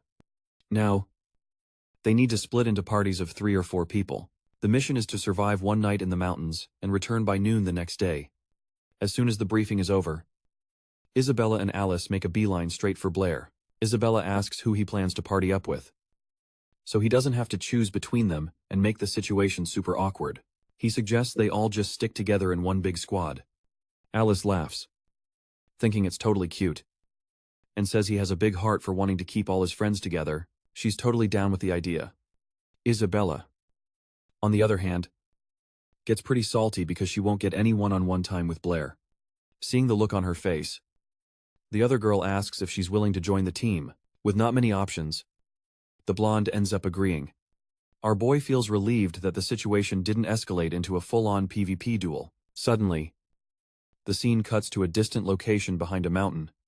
A gray-haired man appears, staring out at the horizon. He turns and informs a certain Lord Bert that the sun has now set. Bert remains silent for a moment, calculating what to tell his men who are awaiting orders. He finally announces that they have reached their destination. Looking at the fog-covered mountain peaks, he says the city of Ivo will not see tomorrow's dawn. Back in the mountains where the exam is taking place, night has fallen, and the sounds of nature have taken over the training grounds. A small white rabbit chilling in the grass suddenly senses someone approaching. Without wasting a second, it starts gathering fire mana in its mouth and launches a fireball at the intruders. But out of nowhere, right before it reaches its target, the fireball just fizzles out in midair. The one who canceled the magic was Isabella, who extinguished the attack with a simple flick of her wrist. The girl gets super hyped. Having successfully controlled the mana released by a wild beast, Blair, who was standing nearby, starts to explain that if the rabbit were to lose control of the fireball, it would be paralyzed. Then, out of the blue, our boy yelps when someone grabs his ear without any warning. It was Isabella. She decides to school Blair, telling him that you're not supposed to grab rabbits by the ears. She takes the little critter from him and holds it against her own chest, petting it tenderly. Then someone grabs Blair's ear again. But this time it's a much gentler pull, with no intention of causing harm. This person was Alice. She gets excitedly close to Blair and asks him if it hurts, getting the conversation back on track. Our boy decides to ask Alice if other animals can use magic too. She confirms it with total confidence. Alice explains that on the continent of divine grace, people and most animals possess mana. However, normally, they're just one-trick ponies, controlling a single element, and can't pull off anything too complex. Like, these rabbits are pure fire-attuned. And best-case scenario, they can conjure up some seriously pathetic, tiny water bubbles. She also adds that literally no one has cracked the code on that question. Blair dropped on Professor Anthony. Meanwhile, in another part of the forest, some dude is just spacing out by a rock, totally lost in his own head. Turns out, it's Professor Anthony, and some shady figure starts creeping up on him. Eccles rolls up on the professor and is like, "Yo, why aren't you out on patrol in the mountains?" Anthony replies that he's still trying to process that brainbuster of a question from Blair. The vice president's interest is piqued, and he asks what the big question was. He explains that our MC figured out these mana beasts can literally spit fireballs from their mouths and wanted to know why humans couldn't do the same without, you know, chanting incantations or using hand seals. At this, he just freezes, and you can see the gears turning in his head. Now he's overthinking it too, getting super stressed and totally bugging out about it. So now you've got two high-level instructors just standing there in the woods, having a full-on existential crisis. The gray-haired dude, Achal, finally snaps out of his thought loop and tells Anthony he needs to get a move on and protect the cadets. But the professor is still completely hyper-fixated on this riddle, pointing out that Ale already gave an answer to the question, but the vice president is having none of it. He gets ticked off, raises his voice, and just straight up orders Anthony to go protect the students. Like, right now. Meanwhile, Blair's party decided to take a breather and chill by the campfire. Isabella, holding her shirt in a way that's, ooh, pretty bold, says our boys already had a feel, and then asks, "So, who's packing more heat? Me or Alice?" Blair's just sitting there, about to die from cringe, and stammers that it's, like, really hard to tell. But then Alice suggests he should, you know, check her stats again, just to be sure. Isabella get loud, declaring her rabbit is definitely bigger and demands our boy admit it. She shoves the actual critter she caught at him and tells him to feel it up again. But the rabbit is totally not having it and starts squirming to make a break for it. The girl can't get a good grip on the little mana beast and just watches, stunned. As it bolts into the woods, she saw it dive into a hollow log, and now just its little cottontail is sticking out. As she gets closer to the hole, she realizes the critter has burrowed even deeper inside. While Isabella is trying to peer into the darkness to spot the creature, Alice quietly sneaks up behind her. But then, this super weird sound starts echoing from the hole, and the ground begins to rumble. Blair's entire party gets that uh-oh feeling, sensing that some majorly bad event is about to go down. The ground beneath them cracks wide open, and the hole starts to expand. Right under the girls, a sinkhole forms, sucking them straight down. They land in some bizarre chamber as a ton of dust and dirt rains down on them. Then, Isabella, looking like a zombie clawing its way out of a grave, punches a hand through the dirt and starts to drag herself out. She manages to free her upper body. And then finally, her whole self. Right after that, she spots Alice and helps her up, dusting her off. The two of them just stand there, leaning on each other, trying to process what the heck just happened. I mean, they basically just fell like 26 feet and somehow came out without a scratch. Now they're just staring up at the hole they plummeted through. Isabella's trying to get her bearings and figure out where they are. You can see some wooden beams holding the place up, like it's some kind of mine shaft or tunnel. But Alice, not even thinking about herself for a second, just collapses onto the cold ground, fighting through the pain, and starts calling out for Blair. Isabella can see her friend is in seriously bad shape. She's barely conscious, and Isabella tries to snap her out of it. She puts a finger near Alice's nose to check if she's even breathing, and she totally freaks out because the redhead's breathing is getting fainter and fainter. Without even hesitating, Isabella starts giving her mouth to mouth, trying to save her friend. It finally works, and Alice suddenly jolts awake. Sitting bolt upright, she tries to clear her throat, gasping for air, and goes into a massive coughing fit. Her face turns bright red, but at least she seems to be back in the land of the living. Isabella is crazy, relieved that she saved her friend, and asks if she's okay. Alice just asks, "Where are we?" And Isabella admits she has absolutely no clue, that they'd fallen into a sinkhole on the mountain. And maybe it's some kind of abandoned dungeon or mine. Alice shoots back that she's never heard of any dungeons this close to the academy grounds. Then, Isabella spots a sketchy-looking door nearby. After a beat, Alice actually thanks Isabella for saving her butt, but Isabella's reaction is totally bizarre. She just stares at her friend with a complete bruh face. Alice is like, "What's wrong? Why the long face?" And Isabella admits she just never expected to hear a thank you from her rival. Meanwhile, outside, everyone felt the whole world shake and started to freak out. The students were worried they'd bomb their practical exam because the tremor scared off all the low-level mobs they were supposed to be hunting, but Archie, being the S-tier Chad he is, shows up and tells everyone to chill. Right then, Anthony sprints over, telling them all students have been evacuated from the zone. He explains that the manaquake blindsided everyone, and the instructors did what they could.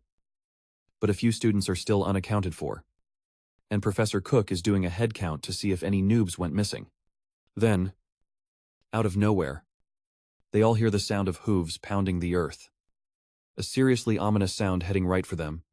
A whole squad of armored knights appears, yelling for everyone to clear the path. They charge closer and closer to the students, who just stare back, totally bewildered. Professor Anthony is wondering, what in the world are these Imperial Knights doing here? And Archie looks at them, his face a mask of pure dread. He starts connecting the dots, saying maybe the quake wasn't some random disaster. And while all that drama unfolds outside, we cut back to our girls in this creepy hidden dungeon. Isabella pushes open that door she spotted. The chamber beyond is massive, and the two head inside to scope it out. Inside, they come face to face with a freaky-looking pillar, glowing with some seriously potent purple mana as ancient runes float around it, glowing with the same ominous energy. Isabella, without a second thought, raises her hand to try and decipher the runes, but she can't make heads or tails of them, saying the incantation is way too high level. Since she can't read it, she decides to just poke the artifact and see what happens. And then bam! A blast of pure mana erupts from the pillar right at her. The energy envelops Isabella's entire body and sends her flying a good 10 meters back. Seeing this, Alice totally freaks and rushes to her side. But Isabella just pops back up like she has a maxed out defense stat, saying she's fine and that there's probably a seriously powerful warding spell on that artifact. Alice, our resident bookworm, says she's seen something like it in some ancient grimoires. According to legend, an ancient civilization built a massive copper pillar etched with powerful runes. By using copper wiring, they could generate a massive mana field. Isabella's totally intrigued and asks what the field is for. But Alice has no clue. She guesses maybe it's for some high-tier healing buff or a growth accelerator. And then suddenly, a volley of metallic arrows starts raining down on them. The arrows come from above, picking up speed as they plummet like a storm on the girls. But the targeting is kinda trash. The arrows, infused with frost magic, slam into the ground just a few feet away from them. They snap their heads up to see where the attack originated. Up on a ledge, leaning casually against the wall, is some pretty boy with blonde hair, casually holding a massive arrow. He says the girls have some decent skills. The guy is just standing there by the railing with a smug look on his face, still holding the arrow. Alice, ever the brave one, calls him out and asks, "Who are you? Mr. Knight in shining armor?" He shoots back that he should be the one asking the questions. And then, with some serious main character energy, tells them he's about to end their run right here. Hearing this, the girls exchange a panicked glance, trying to figure out an escape route, not missing a beat. They both start chanting a dual-cast fire spell to attack the guy. But he just smirks, totally unfazed. Watching their little newbie attempt, he just stands there, completely still, as a massive fireball soars directly at him. Suddenly, the fireball slams into a wall of ice that materialized out of thin air. Their spell did literally 0 damage. The guy, without even breaking a sweat, effortlessly tanked their combined magic. The girls are just gobsmacked, staring at how easily he negated their attack like it was a low-level cantrip. So the dude decides to close the distance, launching himself right over their heads. He lands, sending Isabella flying with a powerful kick before turning his attention to Alice. While one girl is down for the count, the other one squares up for a fight. But she doesn't even have a split second to react. The guy slams his spear into the wall right next to Alice's head. Just a little flex to show his power. She's totally frozen, her mind a blank. And the white-haired dude just flashes this cocky, high-ranker smirk. The massive, enchanted lance is hovering just inches from her face, and she's staring at the artifact, totally bugging out. Then he snatches Alice up by the throat with his left hand and starts to apply some serious pressure, making her choke and gasp for air as the white-haired guy effortlessly lifts her off the ground with one hand. He just keeps choking her out while she struggles to say something. Anything. But he's not even listening. With a grim look, he actually apologizes for what he's about to do. He says he needs to eliminate them. Right as Alice's vision starts to go black. In that split second, the man unsheathes the blade from his hip. The dude lunges at the other girl, aiming his sword for a clean kill shot to her head. The blade finds its mark and blood sprays across the ground, only it didn't hit his intended target. The sword is now buried deep in our MC's shoulder. The attacker totally panics. He never expected him to just step in out of nowhere. Alice stares at Blair in absolute terror, watching the blood just pour from his shoulder wound. Just then, Isabella finally snaps out of it and screams Blair's name, completely overcome with relief that he's come to save her. She screams for him to be careful.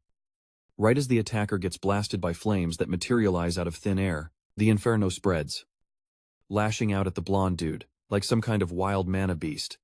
The flames begin to sear his body, and the guy is completely floored that Blair pulled off chantless casting without even an incantation. And then, a massive fire mana explosion erupts with the man caught right in the epicenter. As the dust and smoke from the blast begin to settle, we see Blair's party, all safe and sound. Alice and Isabella made it through the ambush, and now our MC is standing guard to protect them. The girls are super worried about his gushing shoulder wound. But Blair just explains that he came through the same spatial tear and tracked the two of them down, never taking his eyes off the baddie. He's like, "We'll worry about healing potions later." By this point, the villain is already starting to regen from the explosion's damage. We find out he's one of Bird's minions. And my dude is completely shook that Blair's spellcasting speed is even faster than his master's. The silver-haired goon decides he has to silence everyone there. Since they stumbled upon the hidden chamber, his long metal spear, now imbued with a thick frost enchantment, comes charging straight for our boy, ready to unleash a full-powered, mana-infused strike. Seeing this, the girls scream for him to watch out. But Blair just stands there, totally chill, waiting for his enemy to get in range. The guy is completely baffled by his reaction. His face is a mask of pure, unadulterated disbelief. That's when he finally notices a massive orb of condensed mana hovering right over his head. Looking closer, he realizes it's a first-tier waterball technique. And he's even more stunned because Blair cast the spell without any incantation or movement. He also notices that the water ball's mana composition has a really bizarre form. The orb crashes down on him, completely enveloping his body. And then, out of nowhere, blood starts gushing from him from every pore. And the guy starts coughing uncontrollably. His eyes fill with rage, and the exposed parts of his body look like they've been seared by mana burn. His metal spear, now slick with water, slips from his blood-soaked grasp. He struggles to his feet, but can only let out a raw scream, overwhelmed by the immense power of the spell that just wrecked him. He collapses to the ground, out cold. At the same time, back on the surface, we see Bert posted up on a massive boulder. He looks like he's deep in thought, with an extremely serious expression plastered on his face. One of his subordinates notices and asks him what's wrong. Getting up from the boulder, Bert looks away and says that some rats have managed to infiltrate their ranks. The night squad that had passed the students was now deep in the distance, charging into the forest. Their commander orders the entire platoon to halt their mounts, announcing that there's an underground passage just ahead. He orders the men to dismount and prepare to breach. As it turns out, the leader of this whole bandit operation is a highly skilled warrior named Berth, a high-ranking mage and an extremely dangerous dude. One of his underlings then taps the captain on the shoulder and points ahead. There, just a short distance away, a lone mage with a staff was standing in the middle of the road, totally blocking their path. It was Byrne himself. He turns to the knights like they're old buddies and just casually informs them that the pass is completely locked down. Without a second thought, the knights decide to go all in, launching a full frontal assault. They get into a single-file formation, just waiting for their commander's signal. One of the knights even turns to the guy behind him and is like, "Bro, stop riding my tail." Full of that top-tier bravado. They finally charge the mage, and the clearing is already filled with their battle cries. The scene cuts to a dark-haired knight on the ground, his head covered in blood. He's dropped his sword and is lying in the mud, struggling to breathe among his fallen comrades as a torrential rain pours down relentlessly. As he regains consciousness, surrounded by the bodies of men and horses, he clutches his head in deep agony. That night, Eton realizes he's the sole survivor of the brutal massacre. Out of nowhere, he hears a voice calling his name, coming from one of the nearby bodies. It's his uncle, who's still desperately clinging to life. The young man rushes to his uncle's side and stares at him, his eyes filled with tears. The uncle's legs are just gone, and Ethan starts to feel an overwhelming rage about what's happened to him. But the older knight tells his nephew not to worry and hands him something, telling him he needs to finish the quest. Ethan panics, saying he can't do it. He explains that the mage soloed an entire army by himself, that Bert took out their commander single-handedly and could probably crush him with a single finger. The kid tries to save his uncle, holding on to him, but the man is only focused on the mission and begs his nephew one more time to complete it. As he pleads with Eton to save the city of Yabo, the uncle's hands go limp, and he collapses to the ground. The young knight realizes his uncle has finally died and is completely overcome with emotion, filled with despair and rage. Eton starts screaming like a total lunatic. Meanwhile, deep in the same dungeon where Blair's party was, something else was going down. After taking out Bird's minion, the girls finally got a chance to tend to our boy's wound. Isabella was super curious about how the protagonist could use chantless magic, but he denied everything, not getting a straight answer. The girl just straight up pressed down hard on his wound. Blair, taking that hit, let out a cry of pain and started writhing on the floor. After that, Alice advises Isabella to be a little more gentle. But the blonde claps back that he didn't need to be flexing his skills like that. Anyway, their attention now shifted to a mysterious pillar in the middle of the room. The redhead says she read in a grimoire that the pillar created some kind of magic formation. They didn't know exactly what it was for, but they were sure the earthquake from earlier had something to do with it. Alice also comments on the dude who attacked them. And apparently, this whole system is way more complicated than it looks. Blair says they need to find a way out of there fast and report everything they've seen. He says he doesn't want to handle this solo. But out of nowhere, a sword is pressed against his throat. The girls look over and see a man standing right behind Blair. And they start to panic. A knight had snuck up on them without anyone noticing. And now his blade is pressed right against our protagonist's neck. The guy in armor then asks the group who they are and what they're doing there. Noticing the knight was distracted for a split second, Blair moves like lightning, shooting out a hand, grabbing the guy's forearm, and in one swift move, he ducks to get out from under the blade. The knight's face shows total shock at our dark-haired boy's skills. Taking advantage of the guy's hesitation, Blair instantly goes on the offensive, grabbing the knight's arm, twisting it behind his back, and locking him in an armbar. With the dude completely immobilized, he warns the girls that this knight isn't rolling solo, he's got backup. Isabella just locks eyes with the brown-haired knight, a look of total shock on her face, and a curiosity she's not even trying to hide. The knight, whose name is Iton, demands that Blair let him go, yelling that if he doesn't, the entire city of Yavo is going to get wiped off the map. Hearing this, Blair just freezes, giving the armored dude a completely clueless look. Our MC's whole squad is now super curious, and asks what he's even talking about. After finally letting Iton go, he starts spilling the details, and Isabella immediately presses him for more intel. The knight reveals that the capital has known for a few days that some guy named Bird had infiltrated the city, but his presence was so faint, no one could pinpoint his location. The problem is, they had zero idea what this guy Bird's power level was. Blair, after hearing all this, just innocently asks, "So, who's this Bird guy that has everyone so freaked out?" The whole group just bursts out laughing. It's insane that our boy is so completely out of the loop. Alice then starts the info dump.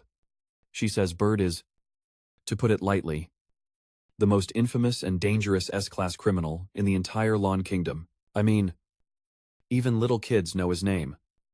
And to make things worse, he used to be a general in the Royal Knight Order. The guy isn't just a master of sword aura, he's also an archmage, level threat with an insane amount of mana. He was basically a living legend in the kingdom. But nobody ever imagined that in the middle of a war, he and his entire legion would just turncoat and betray everyone. Since that day, he's completely vanished off the grid. The king even put a legendary tier bounty on his head. But to this day, no one has even gotten close to claiming it. So Isabella turns back to the knight, asking for more deets on this Bird. She wants to know if he really came to Yavo City just for that ancient structure, and what that thing actually does. Itan, with a totally terrified look on his face, replies that the magical formation has enough power to atomize the entire city. Blair's crew can't believe it and asks again if he's for real. Like, could the whole city actually be deleted? The knight then explains that the formation is made of 118 mana pillars scattered deep inside the mountain, and nobody knows who constructed them or why. What they do know is that this structure has been there for over 1,000 years. 10 years ago, the city's lord found out and summoned a party of high-ranking mages to investigate. The mages discovered that this formation runs on ancient magic, way more potent than any modern spells. If it activates at full capacity, it'll generate enough energy to completely obliterate all of Yavo. Since there was no safe way to decommission the artifact, they sealed the area with a high-level barrier and classified it as a top-secret danger zone. The knight has no clue how this Bird guy managed to power it on. But the bottom line is, the formation is now live. Blair's already wondering how they're going to shut this thing down. That's when Itan shows them a glowing mana stone in his hand, and says this will help. Our protagonist team just stares at the stone, totally confused. So Itan breaks it down. The formation has a ton of pillars, but there's a core one, the nexus that connects the whole system. This stone he's holding was found right next to that master pillar. The mages ran some tests and saw that just getting the stone near the pillar drastically dampens the formation's output. And if you touch the stone directly to the pillar, it triggers a complete system shutdown. Blair gets it instantly. Their quest objective is to find that master pillar. Ethan agrees but warns them that Bird is on a whole other level than they're imagining. Our protagonist suggests that the knight should summon as many soldiers as he can for backup. But he replies that it's already too late for reinforcements, and they need to clear this quest as soon as possible. That's because in 1 hour, the formation will reach max power. He puffs out his chest and says he's the only one who can find the pillar, and that everyone else needs to evacuate to a shelter, since they're just civilians. But right in the middle of his big heroic speech, Blair, trying his best to hold in a laugh, points at the guy's pants and says he didn't mean to interrupt his big moment of bravery. Ethan, who was feeling all-important and powerful, looks down and is completely shook. There was a huge wet spot right on his crotch. The dude's face turns beet red as he starts to stammer, trying to cook up an excuse that the rain gave his pants a surprise shower. Just then, Isabella shoots up from her seat. Her expression totally ticked off, like she's about to drop some serious truth. She declares that her family, the House of Clavos, has been the guardian of Yabo City for generations, and that it's her sacred duty to step up. She then announces she's joining them to shut down the system. Right then, Blair overhears that the bounty on Bird's head is a whopping 100,000 gold coins, and his jaw practically hits the floor. That's when it finally clicks for Ethan, and he realizes the girl in front of them is times Isabella, the mayor's daughter, hearing about that sweet bounty. Our protagonist's eyes light up. He slaps a hand on the knight's shoulder and proclaims that protecting Yabo is also his duty as a good citizen. Seeing her friend's sudden change of heart, Alice decides she's not going to be the one to bail and agrees to tag along. The knight gets all choked up seeing their courage, realizing they genuinely want to help the city. But to completely kill the vibe, one of them suggests the knight should probably change his pants first. Ethan, of course, gets totally livid at the jab. Meanwhile, a squad of mages is gathered around a mysterious mana barrier. They're throwing every spell in their grimoires at it, trying to punch a hole through. But nothing's even scratching the surface. The massive dome just tanks all of their attacks like it's nothing. One of the mages turns to a guy named Elton, saying their magic isn't having any effect on the barrier. Another one named, and says they should just wait for the president to get back. But the vice president totally rains on their parade, telling them that the president is heading to the capital and won't be back until tomorrow morning. Then, out of nowhere, the mayor of Yabu materializes in front of them and asks for a status report. Elton explains that even with all their combined magical firepower, they haven't been able to put a single dent in the barrier. The squad leader explains that the Vanguard team already managed to breach the barrier and found a tablet with some kind of inscription on it. For now, all they can do is wait and hope for the best. In the meantime, trekking through some underground tunnels with the crew, Ethan suddenly blurts out that this whole quest is way too dangerous. But Blair just whips around and smacks him on the back of the neck. The knight is not happy about getting clocked like that and asks why he smacked him right there next to the cobweb. Just then, he feels something crawling on his neck and swats at it. He looks at his hand and sees a yellow spider with a creepy white head. The dude can't even stand to look at the thing and just bolts, screaming his head off like a total maniac. In his panicked flailing, his foot slams onto a pressure plate in the floor, which sinks under his weight. At the last possible second, Blair manages to yank Ethan back by his collar, saving his head from an arrow that zips right past. Realizing he was almost turned into a pincushion, the knight stammers out a thank you to our protagonist. Our boy then warns the party that this whole place is rigged with traps and asks if they're absolutely sure they want to push forward. Ethan, however, is suddenly super confident. He claims he knows a secret route from the core. According to him, there are a bunch of paths to the main pillar chamber, but they all funnel through the main gate, where that bird guy is definitely posted up on guard duty. He knows they don't stand a chance if they have to take on Bird head-on, so he's going to lead the party through a shortcut that bypasses the main gate entirely. The game plan is to sneak into the chamber, slap the artifact on the pillar, and get the heck out of there. Pronto. Blair gets curious and asks, "So, how do you know about this secret passage anyway?" Ethan explains that he's actually got a degree in history and can read ancient runes. One day, he stumbled upon a map in the palace archives, and now he knows all the hidden pathways in this dungeon. The dark-haired guy asks why a history major ended up in the army. The knight explains that it's tough to find a gig as a historian. And his uncle, who served in the Royal Knights, pulled some strings to get him this position. And this is his very first quest. Blair thinks in frustration that even in this fantasy world, landing a job is a total pain in the neck. Just like back in the world he came from. Finally, Ethan finds a section of the hallway wall that looks a little off. He presses a panel, and it sinks inward. The walls beside it grind open, revealing a new passage for Blair's party. Ethan says from here, they can head straight to the main chamber and clear the quest. Meanwhile, over with Bird, one of his grunts reports that the outer mana barrier is holding strong and the invaders haven't managed to breach it yet. Bert remarks that the Bert defensive array is pretty solid. Then out of the blue, he asks about some dude named Sid. His lackey replies that Sid went to scout the west sector and went completely MIA. Bert stares thoughtfully at the core pillar and the runes etched around it, thinking that another rat managed to slip past the wards. At that very moment, Blair and his party start making their way through the hidden passage. They reach a stairway leading straight to the main chamber, and the dark-haired dude decides to scout ahead to see what the situation is. After confirming the coast was clear of any hostiles, he opens the trapdoor to the secret passage, which was magically concealed as part of the floor. Finally, the whole party emerges from the cramped corridor, and their jaws totally hit the floor at the sheer scale of the chamber. Isabella points out that the place is massive, but there's only a single mana orb here, not the pillar they were questing for.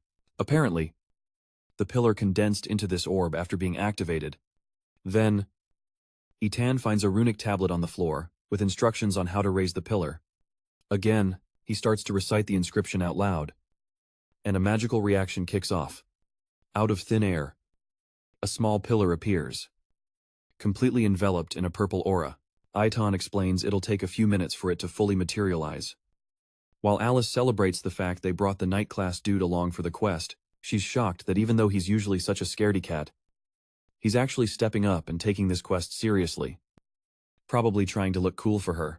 Aiton immediately starts puffing his chest out, claiming he's a knight of Yabo City, and that the safety of the citizens is his top priority. Blair just bonks him on the head to get him to cut the act. With a dead serious expression, the knight says he's doing this for his uncle. He explains that his father was killed when he was just a kid, and his uncle raised him, becoming a true father figure. But Bert slaughtered his uncle.